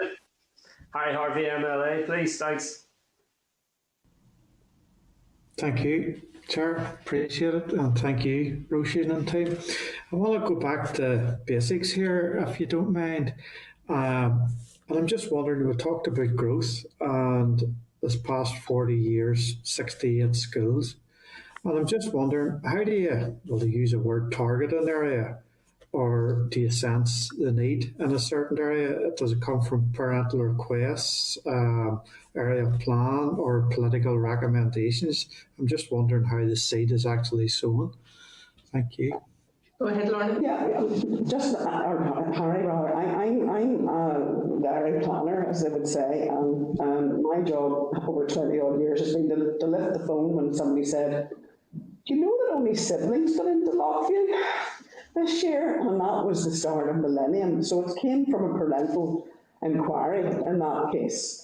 And, saying, and the same with, we might have got, for example, Spires was a primary school that we got in Matterfeld, and then by the time they ever get into the stage where they were saying, we would need to get a post-primary going here, so then, that's, and mostly it's about parental inquiry saying, we would like, and because we were able to respond to that as opposed to go out there and engender interest as such, and that brings us into that whole thing of what does promote me. But but this is about generally it's been somebody rang up and said, I would like an integrated school for my child in this area, and we would say, right, okay. And we would maybe get, do you have any other friends that were interested in that? Yeah, okay, a few more friends. And then we might have then held a public meeting, which we would have got generally someone from the charitable sector to support that public meeting, because we weren't able to use the money for that. And then we would have said, right, okay, public meeting. And then the next thing we would do, Harry, is test for transformation. So if we got a wee group together that were interested in that, the first thing they would have to do is write out with a letter to the schools in the area, we got a list from the department to say, would any of you be interested in transformation, transforming from existing schools to integrated status? If no one's interested, then we would go ahead to try and see, okay, right, is there interest in the area, and how would we gather that? And the department has accepted what are known as expression of interest forms from us, from the group and so on, where we would gather up expression of interest from different parents about their children that they would like integrated school within their area, and that's how that starts as such. Have we done it the only one we've done recently like that would be Mid-Down, but I've done it, I don't want to count how many times I've done it over the years, but it's been significant. But that's how it starts, generally with a phone call. And the other thing is, in the case of an existing school transforming, again, that will be a phone call from the principal, or in the case of the Integrate My School project, it might come through parents. That's the IEF running that project. But generally it's a phone call. Yeah, and Harry, it's an excellent point, and I'd just like to point out, this is what this integrated education bill, this will be a game changer in the sense of that it won't be about Lorna getting a phone call, or me getting a phone call, or meeting somebody in the shop. It'll be a strategic look at how you identify and assess what people want in terms of our education provision. And I don't think there'll be anybody that would be against that, because it is important. And back to parental preference, you can only make a parental preference for schools that exist. You cannot make a preference for a school that doesn't exist or might be in the future. And what we're trying to say is, and it isn't about elevating, integrated education over other. It is saying we sense and we know, and everybody, including yourself, say, we agree with educating children together. What we've got to do is strategically assess and identify and meet that demand. And I guess that's what this bill is doing, as opposed to what we do day and daily. Thank you. Excellent. Both of you appreciate that. Identify and assess, very good words. If you wouldn't mind continuing on, every school or any at present could transform if they so wished, whether parents or teachers' influence to proceed in that direction if they so wished. I'm just wondering how many schools at present would have requests in to transform, or even this past lot of years, say even your full 40 years, how many have transformed? So 2 questions: how many are interested at present, and how many have actually transformed over the years? Just to give us an idea. Appreciate it. Thank you. No, good question, Harry. So we have 29 schools that have transformed to date from an existing school. And in the last 3 to 4 years, we have had 8 schools that have gone forward to parental ballot. So once the 8th school board of governors decide that they will that they want to move to a parental ballot, to ask their, again, it's a democratic process, they will ask their parental body if they would like to transform to integrated status. And in all 8 cases, we had a majority of parents who wanted to transform to integrated status. Now, out of those, there have been 4 schools that transformed just there on the 1st of September. A further 2 that were not approved, and a further 2 we're waiting to hear from. But important to say that we are working at the minute with about 30 schools, along with the Integrated Education Fund, on schools who are different stages of exploration of transformation. So there is a demand. That's what we're saying. Excellent answers. Appreciate that, Roisin. Good information for all. And thank you all very much. Thank you, Chair. Thanks, Harry. Thanks very much indeed to all our witnesses. Really, really good conversations there, and I can see hopefully some ways through some of the issues starting to emerge. So really appreciate it. Sorry we're so short for time, but look forward to staying in contact with you as the committee stage of the bill progresses. Thank you. Thank you. Thank you, Chair. Thank you very much. Thank you. Okay, can I ask Assembly Broadcasting to remove witnesses from Spotlight and to add members back in and keep them there until the end of the meeting?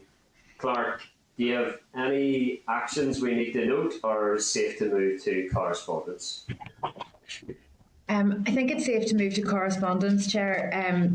I think it's worth maybe writing to the sponsor and just noting the issues of clarification that the committee was having most of a tricky time with this morning, just so that Kellie's aware of that. Yeah. Yeah. Chair, could I come in a moment? Yeah. Go ahead. It's just, and I understand people who aren't involved in legislation may misunderstand or may misinterpret some of the terms, but in terms of legislation, there's nothing stronger than the word must, and in that clause 7, it says when planning for the establishment of a new school, education bodies must apply a presumption. I mean, there's no room for manoeuvre in that, as far as I understand legislation. Maybe Aoibhinn could throw some further light on that. I think we said as well we'd maybe get a session with some legal advice around the legal standing and some of the terminology as well, Pat, but happy to bring the clerk in there to respond. Yeah. Yeah, I mean, shall or must are just traditionally used to create a duty. So, yeah, there's been a decision to select that wording so that the department will then take seriously the undertaking that is being asked of it. So might also be useful to bottom out with some legal advice what presume means as well, Pat. But yeah, like I said, I think we're getting to the nub of some of these key issues and how you would adjust them if necessary. But I think legal advice on the status of some of that terminology could be useful. I agree with you. Anything else, members? No. Chair, I mean, if we weren't happy with the wording there, as Pat's saying, I mean, could we remove that word must or shall? Entirely. This, I suppose, just worth framing that obviously the committee stage is about scrutinising, interrogating, discussing the contents of the bill with a view to taking a decision whether or not you bring forward specific amendments. So I suppose we could hope, but it is unlikely that in a specific session that you're going to come up with the specifics of what those changes, adjustments and amendments might look like. So there's no distress in not concluding those in each individual session that you're drawing those issues out on. So yes, there is time, and obviously we secured that extension to the committee stage to the 24th of November as well. So entirely plausible, Harry, that people can bring forward amendments to text of the bill. Okay, thank you. Thanks, Pat. So, sorry, Chair, I have a meeting at 2:00. I need to leave the committee now. Okay, thanks, Robin. Thank you. No other member comments on those evidence sessions? Clerk, content to move to correspondence? Yes, Chair. Okay, members, agenda item 8 is correspondence. At page 408, there are 8 items of correspondence and a summary note at page 409. Clark, do you want to speak to the correspondence, please? I will indeed. Sorry, bear with me a second. While you're checking that, Aileen, just remind members to maybe mute their devices as well. Thanks. Thank you. Where has it gone? Oh, sorry, I've just gone into the wrong brief. Beg your pardon. Tomorrow, actually, just as a reminder, everyone, the meeting is a formal meeting of the committee, so we will require quorum to hear from the Integrated Education Fund on the committee stage of the Integrated Education Bill, and that's at 9.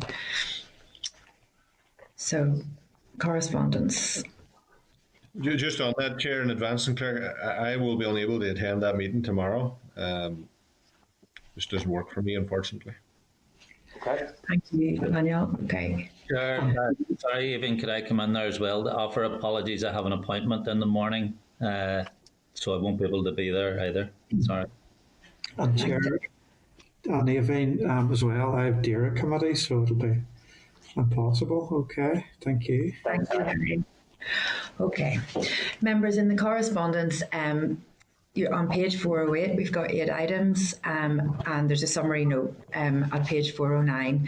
Item 8.2 at page 411 is a response from the department to the committee's request for the Permanent Secretary to brief it on issues of governance at GTC-NI. The department indicates that due to ongoing independence effectiveness review of the council and committees of GTC, the witnesses will be unable to give an update before January 2022. Now, some of that has to do with clearance of the findings and recommendations of the report with everyone concerned, because there may be findings of fact or disciplinary matters in there. But members, have you got any views on that reply? Wish to come in on that GTC and I related correspondence.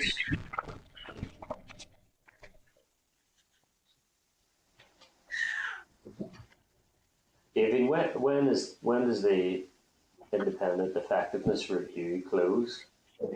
So it was to report to the minister at the end of the summer, and then the letter outlines that before the permanent secretary could give a final brief on that to the committee, there are various other stages at official level that the department would go through. Yeah, I think 8th of November is being cited as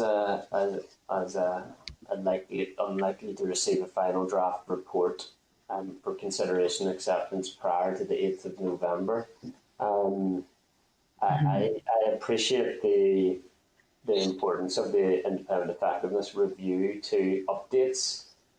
Maybe we could ask, if they're receiving the final report on the 8th of November, why they would be unable to come to us before January. I accept that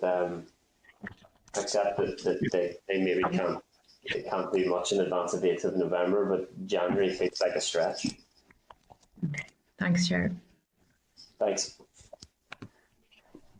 Great. Okay. So the item 8.7 at page 433 is a copy of correspondence from Councillor Kate Nicholl, the Lord Mayor of Belfast, to the Minister, and that's regarding concerns around the lack of structured education provision for young refugee and asylum seekers. This is an issue that was raised in one of our youth engagement events under Life and Learning in Lockdown. So members will remember that. And I'm just seeking some views on the correspondence. Some of the options open to us are to ask the Economy Department and the Department of Education whether the 14 to 19 strategy might address this issue. Yeah, I welcome that correspondence from Councillor Nicholl, Lord Mayor of Belfast. As you say, even it identifies an issue that was raised at the Assembly Education Committee engagement with young refugee and asylum seekers as well. So yeah, I would support writing to the Education Minister and the Economy Minister to ask what they're doing in response to this issue. Members agreed. And if we copy that correspondence in to the Lord Mayor and advise the Lord Mayor that it is an issue that had been raised with us as well, that'd be great. Okay, thank you, Chair. Okay.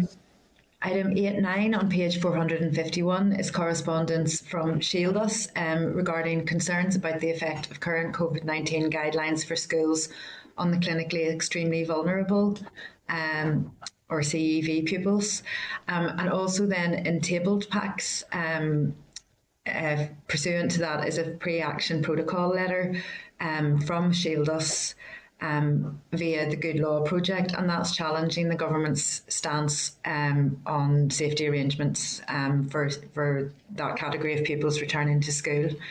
Now, obviously, it's open to members to the committee to refer that to the Health Committee, as it's maybe more squarely in the remit of the Health Committee. But do members have any other views on that correspondence? Yeah, Evelyn, I raised the Shield Us proposals with the Chief Medical Officer in our session with him. Would it be possible for the Clerk team to extract the Hansard of that exchange to forward to the Shield Us correspondence? Yeah. Yeah, I think it was Certainly. towards the end of the session. I think it did mention Shield Us, or certainly clinically extremely vulnerable, if that helps in terms of locating that exchange to provide to them. Okay. So I will do that and also refer that correspondence to the Health Committee then. Is that okay, members? Yeah, agreed. Agreed. Thank you, Chair. And other than that, members, you will notice in your correspondence that there are the new arrangements have been described in regulations.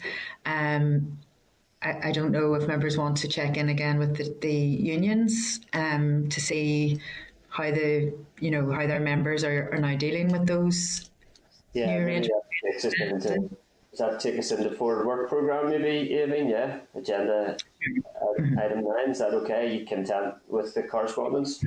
Yes. Yeah, okay. Thank you, Chair. So members, refer you to the draft forward work programme and table papers, and could I suggest that it may be prudent to reconnect with the unions in relation to the ongoing operation of the test, trace and isolate policies that we had met with them on previously and heard from the Education Minister and CMO recently. Would members be content with that? Yep. And Clark, if you come back to us with maybe suitable dates, so don't expect us to be able to find one in the forward work programme today, but you happy to look for dates in that regard? Sure. Yeah, no problem. Okay. Members have any other comments in relation to the forward work programme, or content to agree? We're filling some more of those integrated education stakeholder slots just every day. There are more contacts about people who filled in the online citizen space reply, and they want to come and give an oral briefing. But members also were interested in trying to go for a committee visit in the next couple of months. So if members could all email me their preferred venue for that. There's a list of visit venues on the forward work programme, and we'll try to arrange a committee meeting then at that visit location. Okay. Chair, could I come in on a general point on the forward work programme? And as we can see, it's very, very packed. I'm supposed to be going into another committee meeting here at 2:00, which to me, makes things quite difficult. I've had no time for preparation to go into that committee. There are issues that are going to arise that we need to deal with as they arise. There's going to be issues around transfer testing I've no doubt here very shortly. Colin McGrath's CPR, Private Members Bill, is going to be coming. I'm hoping that our holiday hunger bill will also be there. So, I mean, I think we're going to have to be pretty ruthless in terms of cutting out anything that isn't absolutely necessary. I mean, I'm not sure how we do that, but we certainly need to look at it. Yeah, what's going to happen is that if we can't finish meetings within a designated time slot, people are going to have to leave. We're going to end up, maybe when we need to make a decision, that we're not quorate, and then we have to come back again, and all those problems, logistical problems, are going to arise. So I think we need to take a serious look at it. Thanks. Okay, fair point, Pat. We'll return to that for sure. If Daniel cuts down the length of his 10-minute questions, that'll help us as well. I see I'm not in agreement with you. All your interventions, Chair, all your interventions. I didn't even ask questions in some of the sessions today. No, it's a fair point. It's a fair point, folks. The timing is going to be crucial to get us through all the business here, so we'll reflect on that. Agenda item 10, members. Any other business? No? Okay. Then the next formal committee meeting is scheduled for tomorrow. It'll obviously be a shorter committee meeting with one evidence session, Clark, starting at 9 a.m. via Starleaf. And obviously we would hope that would be approximately 45 minutes to 1 hour maximum. Okay, members, the committee meeting does now adjourn. Thank you. Thanks, everyone.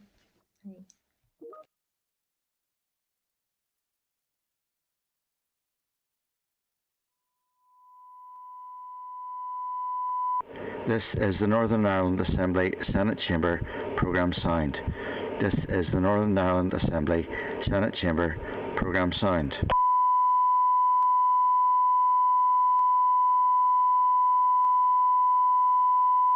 This is the Northern Ireland Assembly Senate Chamber programme sound. This is the Northern Ireland Assembly Senate Chamber programme sound.